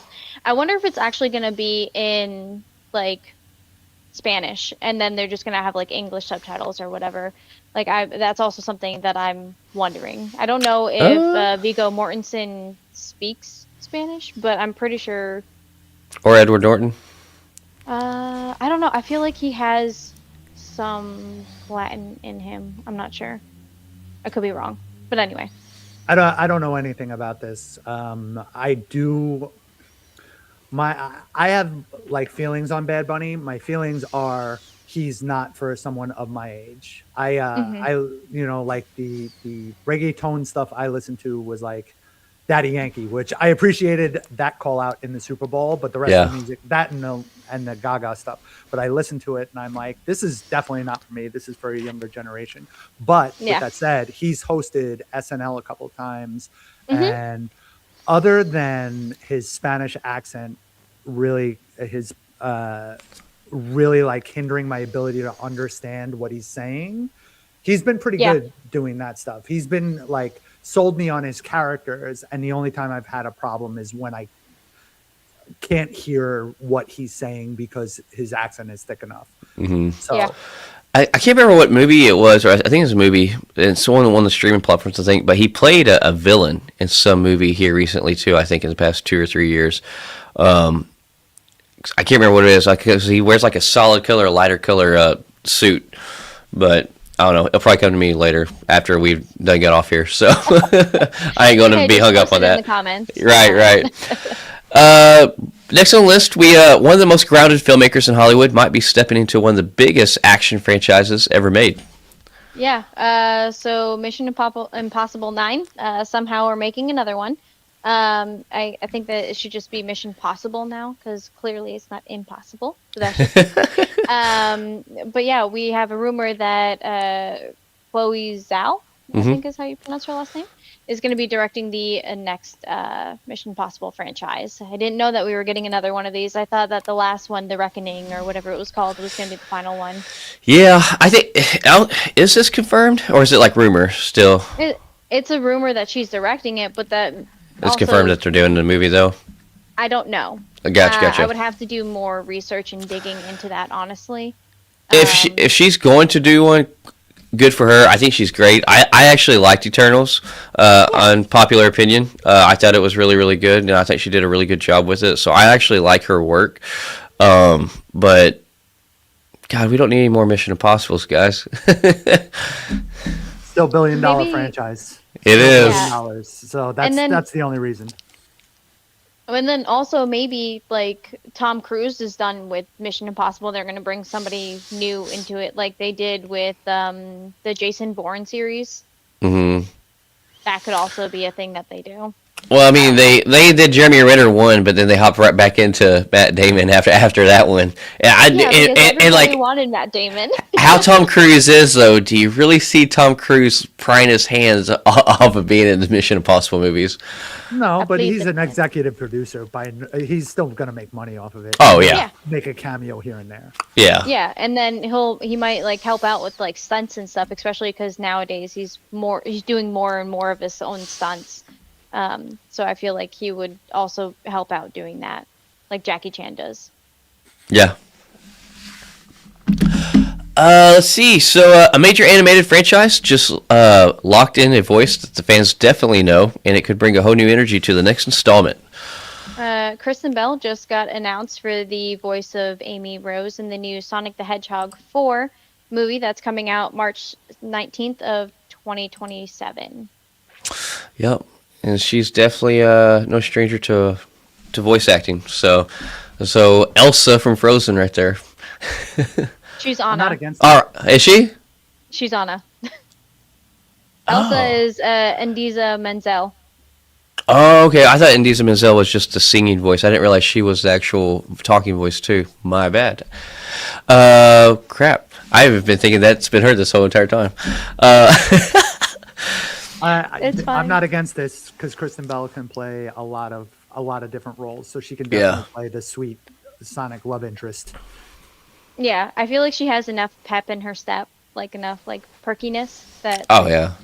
Yeah.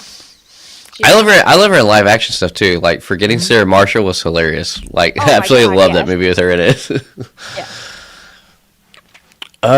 So this show has never been afraid to cross the line, but this time it sounds like someone or many people may not make it back. Yeah, so they're talking about the boys finale, the season that's coming out. There's been some teases that there are going to be a lot of main character deaths, and I hope it is Homelander. But this comes out April 8th, and we shall see. I'm expecting a bloodbath, and I want one. All right, since this is gonna be the last season, I don't care who it is. I just want it. I want to see Homelander die. I'm sick of this man's face still being alive. He gets away. There's always some excuse.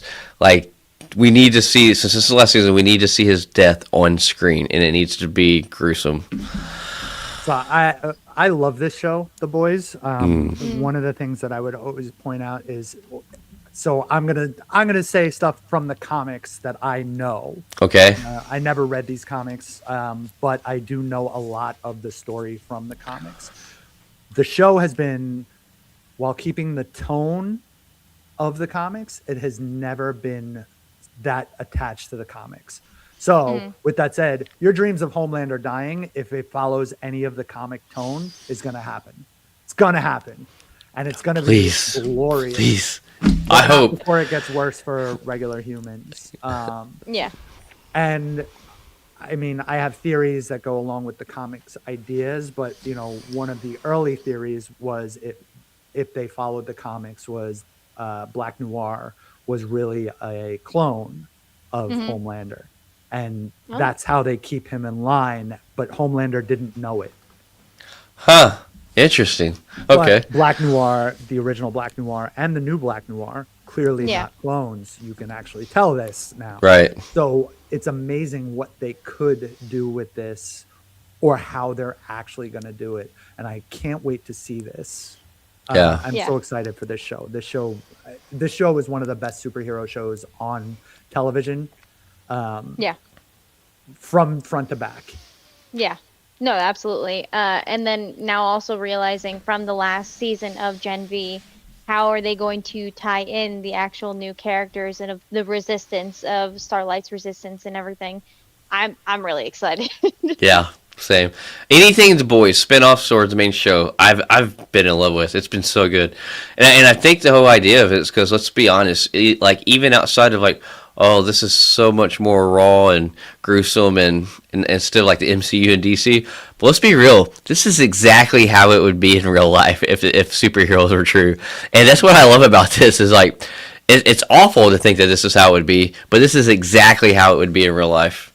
Yeah, it's very cringe. Well, Eamon, did you ever watch Gen V? I watched the first season. It was another Okay. one that I didn't feel I needed. Mm-hmm. I didn't love the characters like I fell in love with like Homelander and Butcher and them, but I Yeah. did watch it to move forward the story, and I still feel I didn't really need it. That's another Clancy Brown as a villain story too. Yeah. But I thought it was good. I don't want to say it is. I just didn't love the characters as much, so Okay. I didn't stick with it. I didn't watch season 2, but Okay. that's okay. So I thought season 2 was better than season 1. Yeah, Okay. and it definitely has more tie-in to Way more. the boys. Yeah. So from what I'm understanding, is that like Gen V season 2 will lead directly into the boys finale, Yep. or the final season. So it might be worth just like brushing up on reading, if not watching.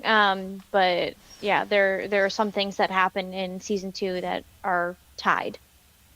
Yeah. And there's a lot more happening, and a lot more better pacing as well. That's one of the things that I love about everything that Seth Rogen has produced. Because he's done this television show. He's only doing things that it seems that he's fans of. Yeah. Like he was a fan of this, so he knows how to do it right. He's a fan of the original Muppet Show. I don't know if you guys saw the reboot of the Muppet Show. I thought it was great. It was right up my alley. Everything that I loved about the original Muppet Show. I think he does things that he's fans of. So I think that's what the major improvement is on television, especially from him. Yeah. Sorry, rant. No, No. As for the Muppet Show, Yeah. we did attempt to watch it together. As people who had never originally watched the Muppets, it was a little bit harder for me to get into. I did appreciate lots of the aspects of the puppetry, especially knowing that like the Jim Henson, like I went to the Museum of Puppetry for Jim Henson, and like getting to see all of that was just amazing in Georgia. But like other than that, like it did feel like it was aimed at kids, and every other like title sequence was a song, and I was just like, I don't think I am prepared to watch this right now. Yeah.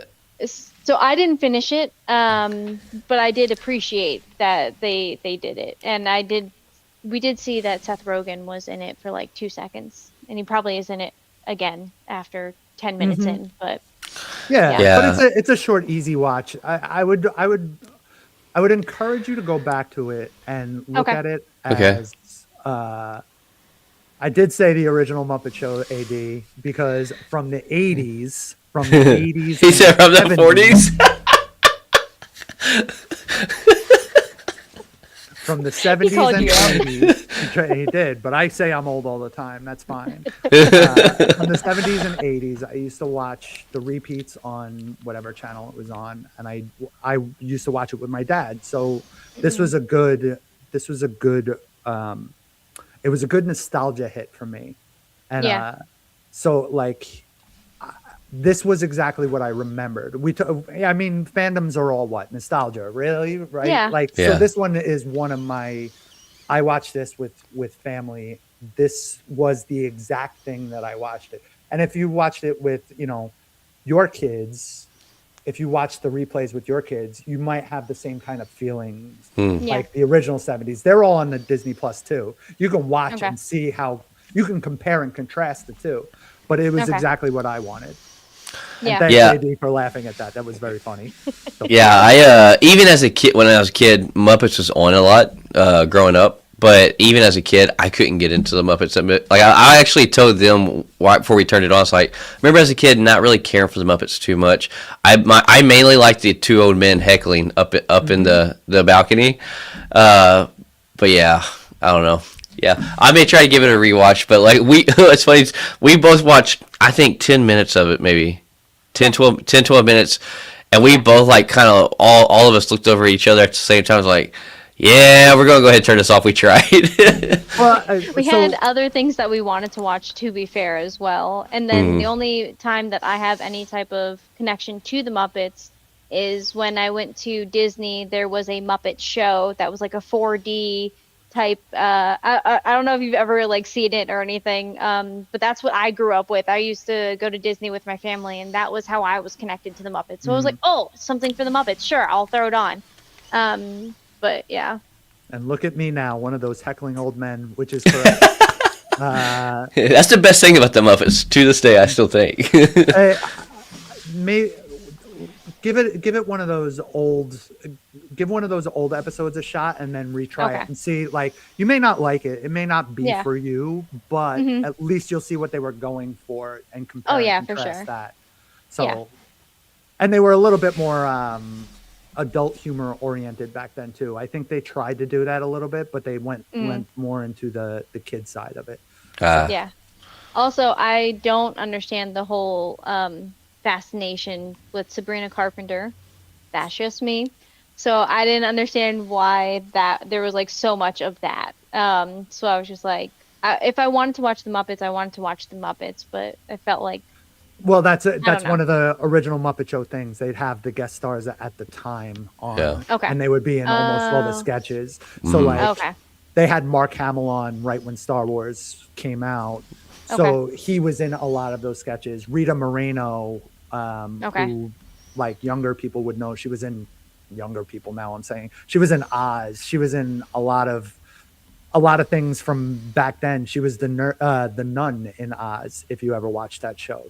You know, but she was a big star at the 70s. So well, the more you know. And she was in West Side Story. There you go. My wife just gave me a hint of what she was a big star of. Thank her for all of us. They thank you. Let's see, next on the list. So 18 seasons in, and somehow they're still not done causing chaos. So I'm going to be honest. I've never watched It's Always Sunny in Philadelphia, but season 18 is in production, and it's officially underway. And a lot of people are like really excited about that. I've never actually really tried to give it a shot, but it's kind of like there's like Seinfeld, and there's like all these seasons, and I'm just never going to get around to that. So that's kind of where It's Always Sunny lands for me. Yeah, so we're actually two the same. I've always wanted to watch it because there's always so many funny memes, and I've always seen so many funny short clips of like Danny DeVito, and I can't think of his name, but he's always like on the whiteboard. He's like, Oh, is he the guy with the red string? Is that? Yeah. And so like I've always wanted to watch it because of so many clips and memes, but I have never gotten around to watching a single episode yet. It's funny. It's a very funny show, and it's a show that you don't have to watch every episode to get the story of. You just know that you can come in anywhere and just know that they're bad people, and it's kind of funny what they're trying to do. Okay, that's all that it is. You said they're bad people? They're bad people. Oh, okay. Nice. That's it. They're trying to be good, but they're bad people. Okay. I still got to give it a shot because 18 seasons. Obviously, they're doing something right. Yeah, Charlie Day. And Rob, he goes by Mac now. Rob Mac, not McElhaney anymore. Oh yeah. Rob McElhaney started there. Like there's a lot of funny stuff in that show, but they're bad people trying to just live in life and but they're bad people. It's 100%. When you said it, I heard bed people, like laying on a bed, and I was just like, I'm sorry, what? No, didn't understand. They're terrible. They're terrible people. Yeah, thank you. So some stories don't need fiction to be terrifying, and this one reminds us just how real disaster can be. So everybody knows that I really love documentaries. So this one is on HBO Max. It's called the Fukushima nuclear disaster. The documentary just had a trailer come out. This comes out on like the full documentary comes out on March 10th. It's all about the tsunami that pretty much knocked out the power on the island of Fukushima that is in Japan, and that led to the nuclear plant pretty much having issues and nuclear cores detonating, as we saw with Chernobyl and like why that's so bad. So I'm really excited to watch this documentary. It doesn't seem like a lot of it's in English. It does sound like it's in Japanese. But I just absolutely love documentaries and learning new things. Yeah, so I actually squeezed this in to watch the trailer right before here. I was like, oh, I'm just going to see, I probably won't be interested. But after watching the trailer, like, it's wild. I mean, like, the footage and then, like, some of the stuff that you see they went through. And then I didn't realize how many of those reactors actually blew up and, like, radiation is like, I actually think I'm going to watch this. So if you want to review it together, we can review it together. Because, like, it actually looks super interesting. Mm-hmm. Yeah. But, yeah. Yeah. You said, when did it come out again? March 10th. March 10th. Is when it actually comes out. Okay. Eamon, are you into documentaries at all? Like, do you watch documentaries on your free time? Certain ones I do. I like when they're about, like, I watch documentaries about things that I'm interested in, like anything that Questlove does. I love music, and I love I love like the soul music from the 60s and 70s, and apparently Questlove loves them too, because that's the stuff that he does.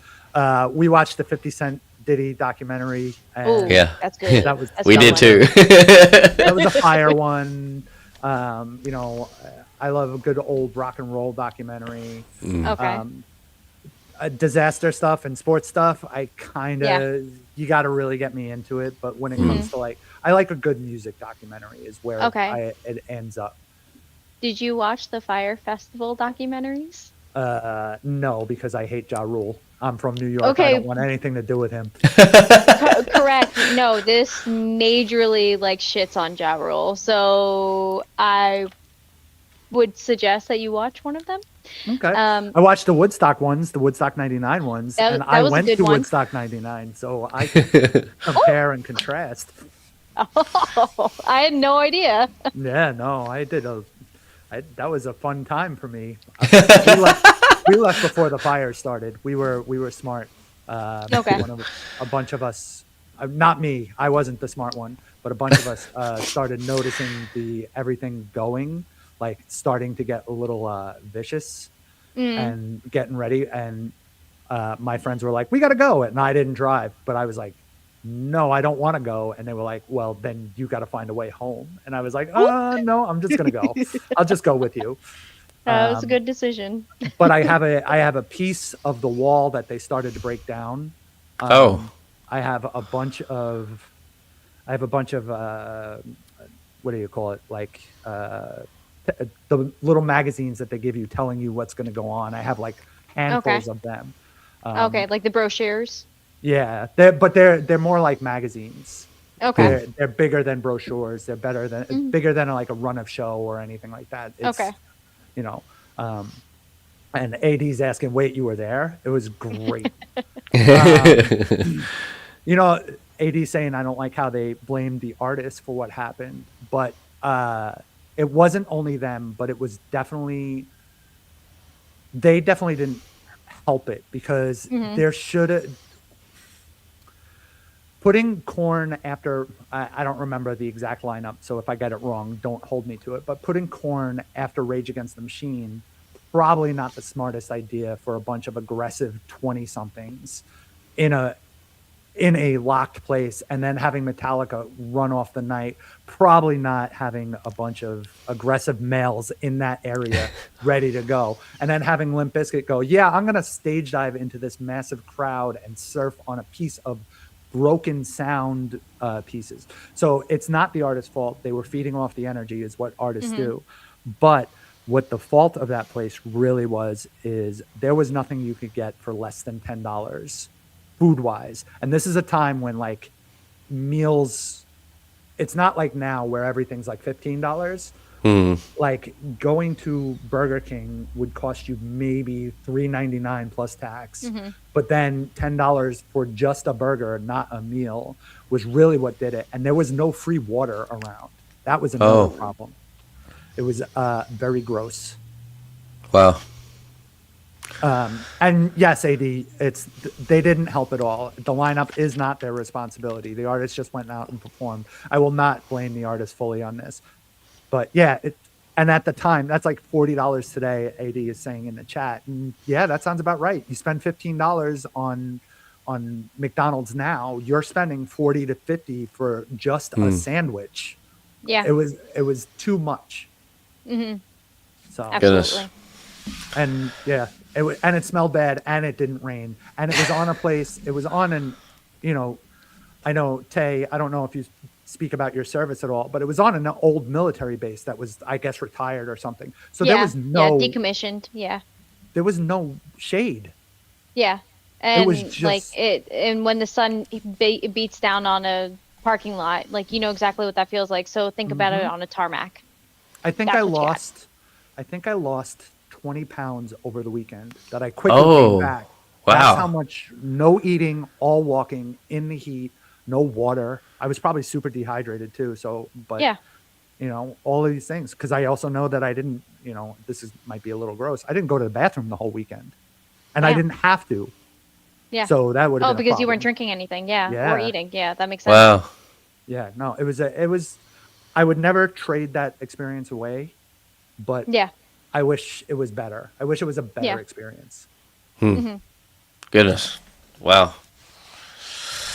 So next on the list, Tommy Shelby's story may not be finished after all, but the next chapter is heading somewhere bigger. So, Peaky Blinders. A lot of people talk about how the show is absolutely amazing. I haven't seen it, but they are coming out with a movie called The Immortal Man. It's going to hit selective theaters on March 6th and then come to Netflix streaming on March 20th. The trailer looks really great. It does have a lot of big name actors, but the pyrotechnics and everything also look really great. In it, but that's all I can really talk to it because I don't know the storyline. Yeah, so I'm actually looking forward to this. I need to watch Peaky Blinders, and I'm going to make it. So this is going to be March 6th theaters, March 20th Netflix. Man, I probably won't be able to see it in theaters. I'll probably have to wait till it comes out on Netflix because I do want to watch this Probably show not gonna before be I watch anywhere this. near you either. Yeah, you're probably right because I do live in nowhere.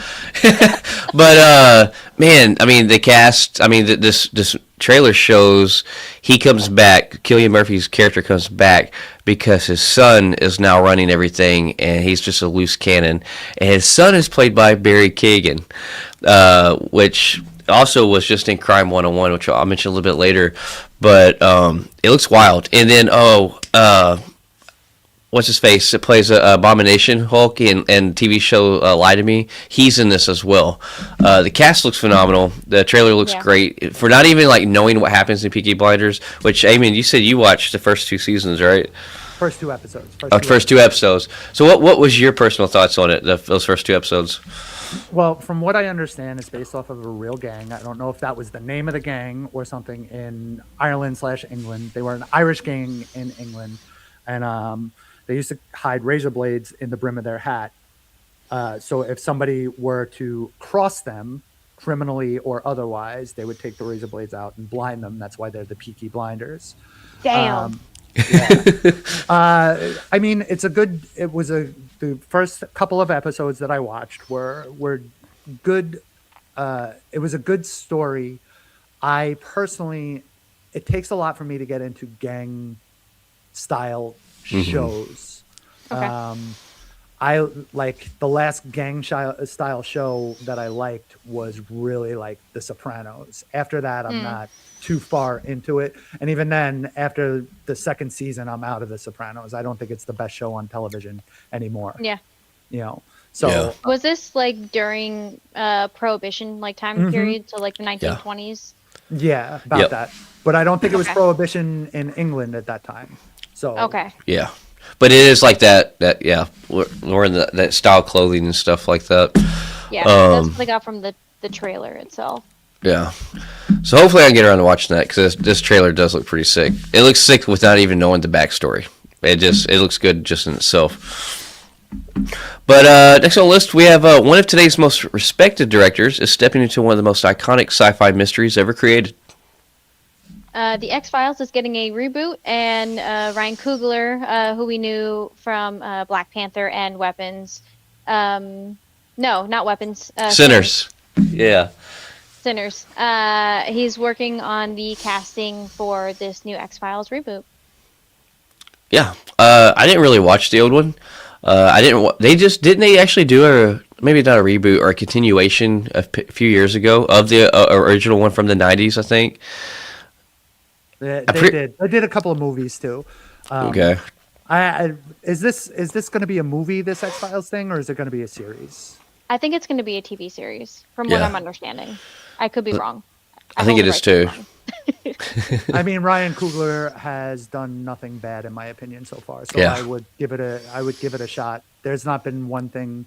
The closest thing that I've come to disliking anything Ryan Coogler's name has been on has been Ironheart, and it wasn't even a dislike. It was just like, Yeah. oh, man. Yeah. Well, yeah, and he was an executive producer on it. I think he wasn't even the director or the screenwriter or anything as well. Honestly, with this being a reboot for X Files, I probably wouldn't even watch it. Only reason that I probably will watch it is because his name's attached to it now. So honestly, that's probably the only reason why I'll probably give it a chance. Yeah.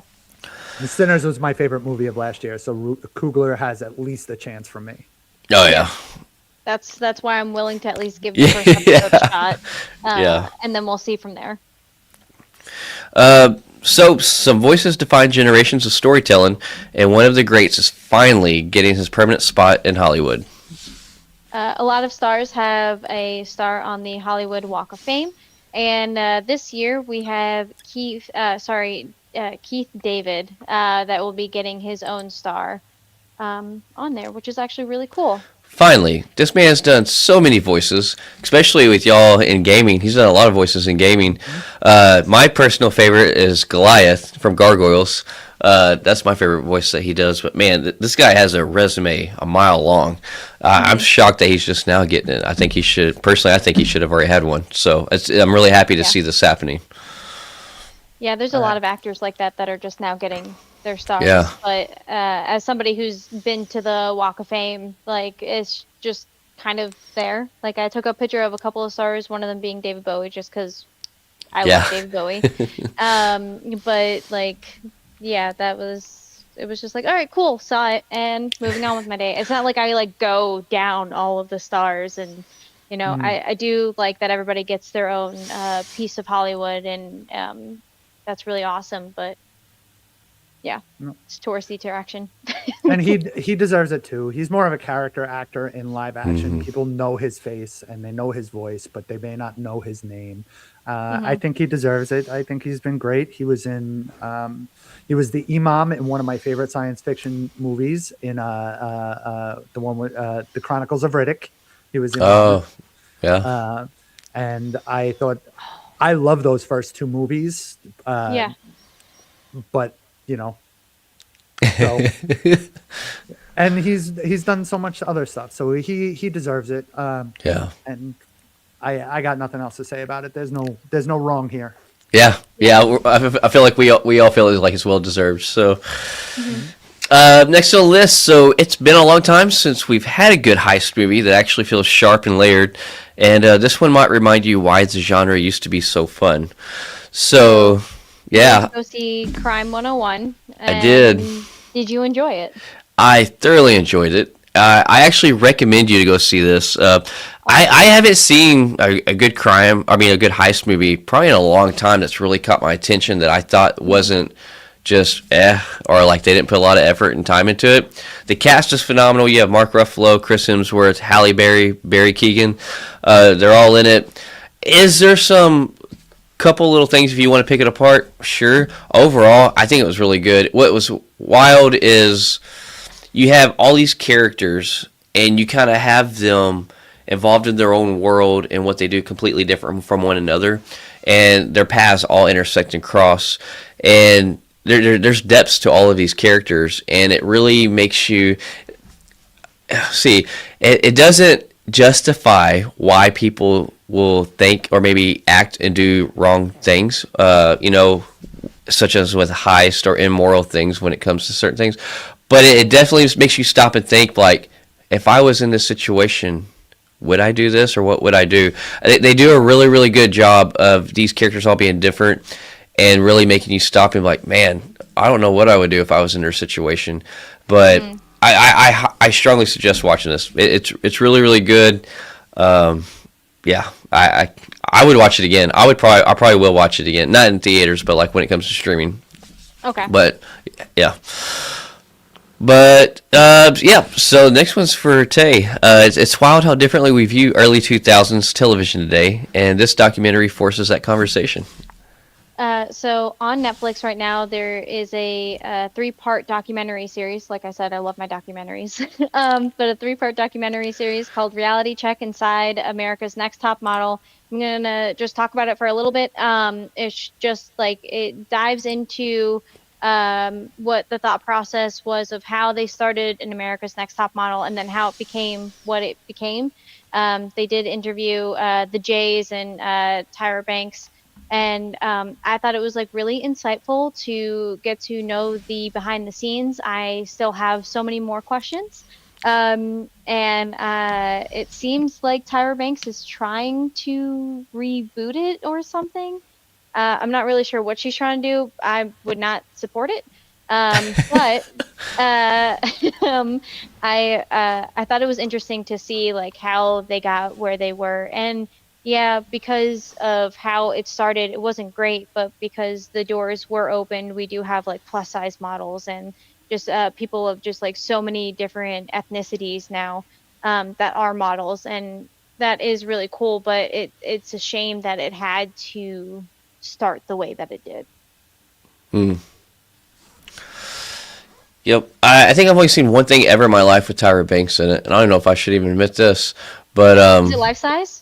yeah, when I was a kid, I remember watching that on the Disney Channel. I knew it. Where she's like a Barbie that comes to life or whatever. Yeah. Yep, I know exactly what that is because I have also seen it.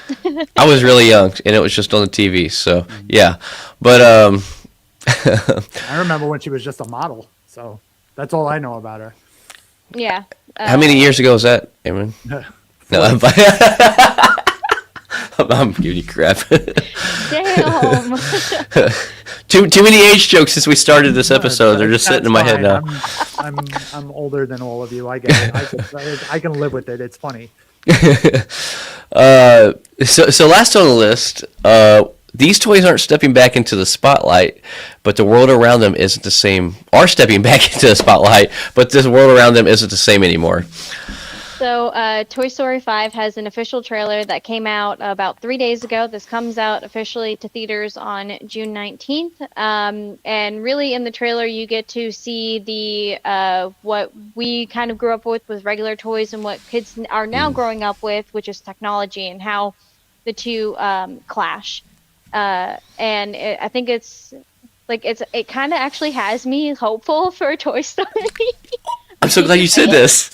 No, I'm so glad you said this. Okay, so look, I love Toy Story 1, and I enjoyed Toy Story 2, but then after that, I was just kind of like, okay, Yep. like, this just feels like it's being dragged out for the sake of dragging something that is making a lot of money out. However, watching this trailer has me actually hopeful as to how the dynamics are going to be of real toy versus technology toy. Yeah. So it all looks really interesting in my mind. I'm actually really excited for it now. I don't think it's going to be a theaters thing for me just because of all the other projects that are going to be coming out in June or July and May. But I think it's just going to be like I'm going to wait until it comes out into streaming on Disney Plus and I'll watch it there. But it does actually look really interesting. If I had kids, sure, I'd most likely take them to this. But as an adult, I'm not a Disney adult, so I'll just wait until it goes streaming. Yeah, I watched this right before we got on here, and I'm like, oh, I'll watch it just so we can talk about it. And we've had some teasers, and we've been keeping coverage on this. I mean, all the way from pictures leaking and everything else. Yeah. And I've had zero interest in this, and I grew up loving Toy Story 1 and 2, and identical what you said. After 2, I just didn't care. But I will say, actually, the trailer kept my attention all the way through, and I was like, this actually looks good. And so I'm actually excited to see this. I didn't think I would be saying this as we talked about it today, but the trailer actually looks intriguing, and I kind of can get behind this because I think, honestly, I really think it is behind the whole growing up, and playing with toys and having, action figures and stuff like that. And then really me having kids of my own now and seeing, you see all of that with the technology, and the kids really don't play like that anymore, or not very often anymore, using their imagination. And I hate that because that was some of the most funnest times as a kid was me playing with my toys. Yeah, It's just fun something is. you don't, or the most fun. But anyways, yeah. Well, so now this goes back to we can talk about real quick my podcast. It's one of my important things. These kids are not us. So Yeah. I always say one of the theses of my podcast, the Fox on Games podcast, is to play these games with your kids, because baseball, there are baseball fans, but there are also Fortnite fans, there are Roblox fans, there are this fans. And it's one of the most important things that I think we need to know as Americans who have the luxury of having all this tech is they don't play like us, but you still have to play with them.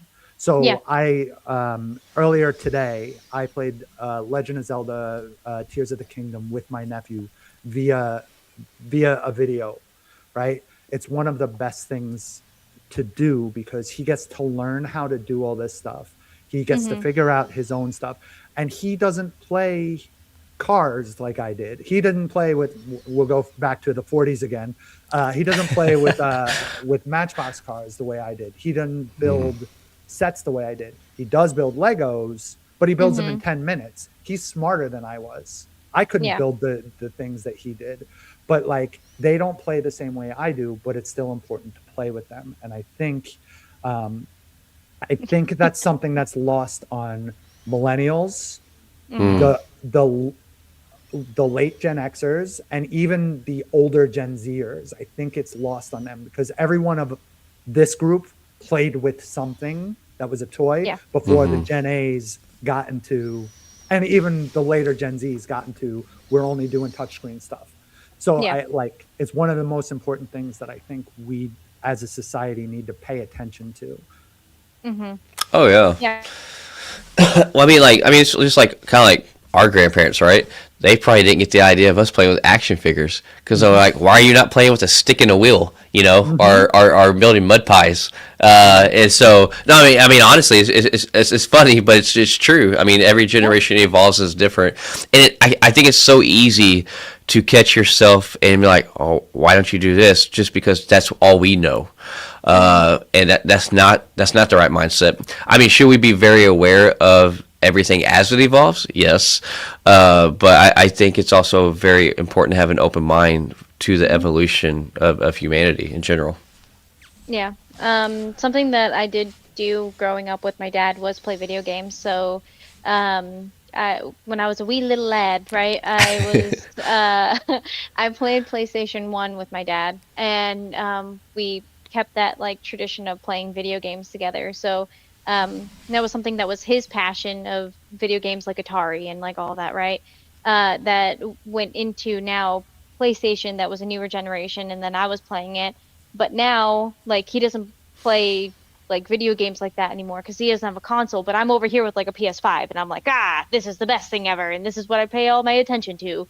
But I really do like the fact that there are like games or things that we can both still connect on. Like when he comes over or I go and visit, we play like dominoes together or cards. And then with AD's kid, we play Destiny now together, and we absolutely loathe Fortnite, but that's what he's into. And now you can do like building and everything in Fortnite. So he plays with him on Fortnite because I don't do that. But it's great. But I mean, and it's also, I think it's important to note that it's also a good societal thing, because without gaming right now, we wouldn't be talking, because I became friends with Tay and AD because of gaming. And one of my best friends lives in Massachusetts. I became friends with her years and years and years before I even met Tay, through gaming. It's an amazing thing that if you're paying attention to what's going on, it's like it's more inbred into this society than we even pay attention to. And it's one of the things that I hit with a lot of my guests when I do my podcasts. So yeah, well, it's like the whole Fortnite thing. I am with y'all. Like, so my son grew up playing Fortnite a lot and still plays Fortnite. And I tried more than once. Like, I literally really gave it my chance. I'm like, I just not. Let's do shooting or let's do building. Why do we gotta do both and be good at both? So, but what we did find was, like, we both love Call of Duty. So that's the game that we play together, is Call of Duty. So. And I will say this: my nephews like the shooting and building in Fortnite as well. But when they play with me, I'm like, can we at least have one round where it's not the building too? Because I can't do the building and the shooting. And they always say yes. And they because we have that kind of relationship. They know that this is not my favorite thing, but I will play with them if they give me at least one round of the thing that I like. Nice. So, give and take. Yep. So that's another lesson that I think they've picked up. Like, oh, sometimes I got to back up a little bit so we can all have fun. Yeah. Yeah, absolutely. But yeah, so we will jump into Con Spotlight now to kind of wrap up the show. Okay.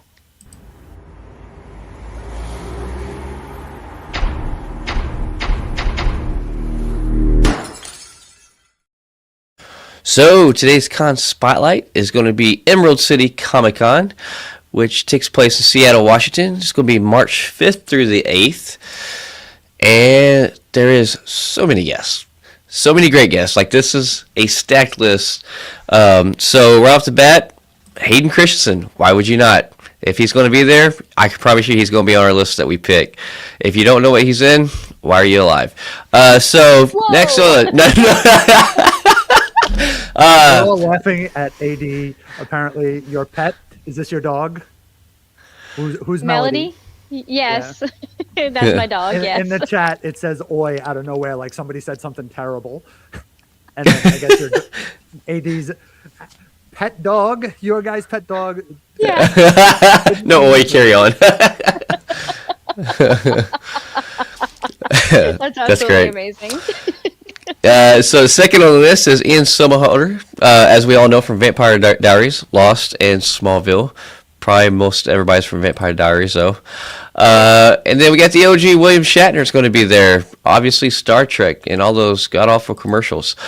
And we also have Carrie Hughes, Princess Bride, Saw, Robin Hood Men in Tights, and Stranger Things. And if he has it his way, another Saw. So, and then we got Bryce Dallas Howard, Jurassic World, Spider-Man 3. Tobey Maguire passed up and screwed up in that movie. Also she's directed a few episodes of The Mandalorian. And as I think Tay pointed out, she was in Twilight last time we talked about her. I did not remember that. Good thing, by the way, that Tobey Maguire lost out on that, because she would have ended up dead at the bottom of a bell tower. Yeah. Oh, excuse me. Sorry. We also have Kristen Shaw, which is What We Do in the Shadows, Gravity Falls, and Bob's Burgers. And then, speaking of Fallout, we have Kyle MacLachlan. And he's also from Dune and Twin Peaks and Sex in the City. And then, there's quite a few more others. This is just who we threw up on the list. And there's going to be some great panels there. One of the panels is going to be Jamie Bauer, Cable Bauer is going to be from Stranger Things, plays Vecna. He's going to be there. I think he's got a panel too, don't he, going on? Yeah. Yeah, he has a panel where it's just going to be a spotlight, just a Q&A about really things that he's been in, just asking questions about really all the things that he's been in Harry Potter and such. I think that'd be a fun panel too. Like I'm watching, from Stranger Things, a lot of the interviews and different stuff he's been on those shows. Pretty interesting and talented guy though. Besides just playing, the Vecna. Vecna's what I mainly remember him or know him from. I didn't really watch all the Harry Potters, and you can judge me on that. But No. He was the young Grindelwald, the one that was escaping with the Elder Wand. He was also in Twilight. He was one of the Valkyrie. Yep. I could go on and on about that man. The other panels we have, which I think this would be a great one, is Looking Back on the Boys with Carl Urban.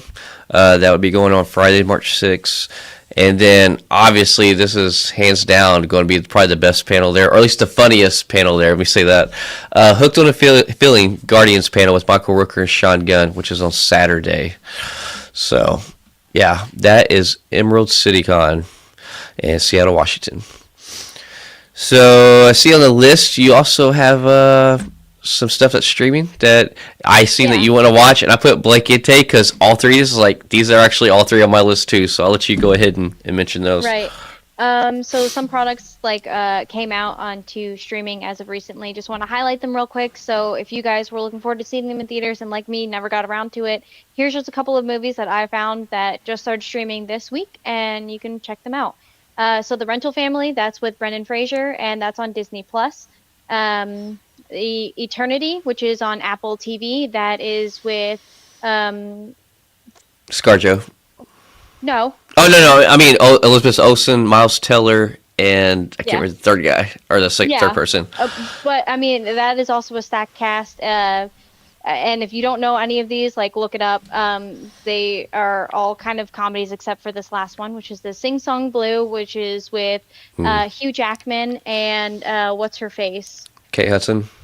Thank you. I was like, Kate Bishop. Nope, wrong. Kate. Kate Hudson. That's going to be on Peacock, and that's your impersonator of Neil Diamond musical. So you got a comedy and drama with your Rental Family. You got comedy and I romance. don't know.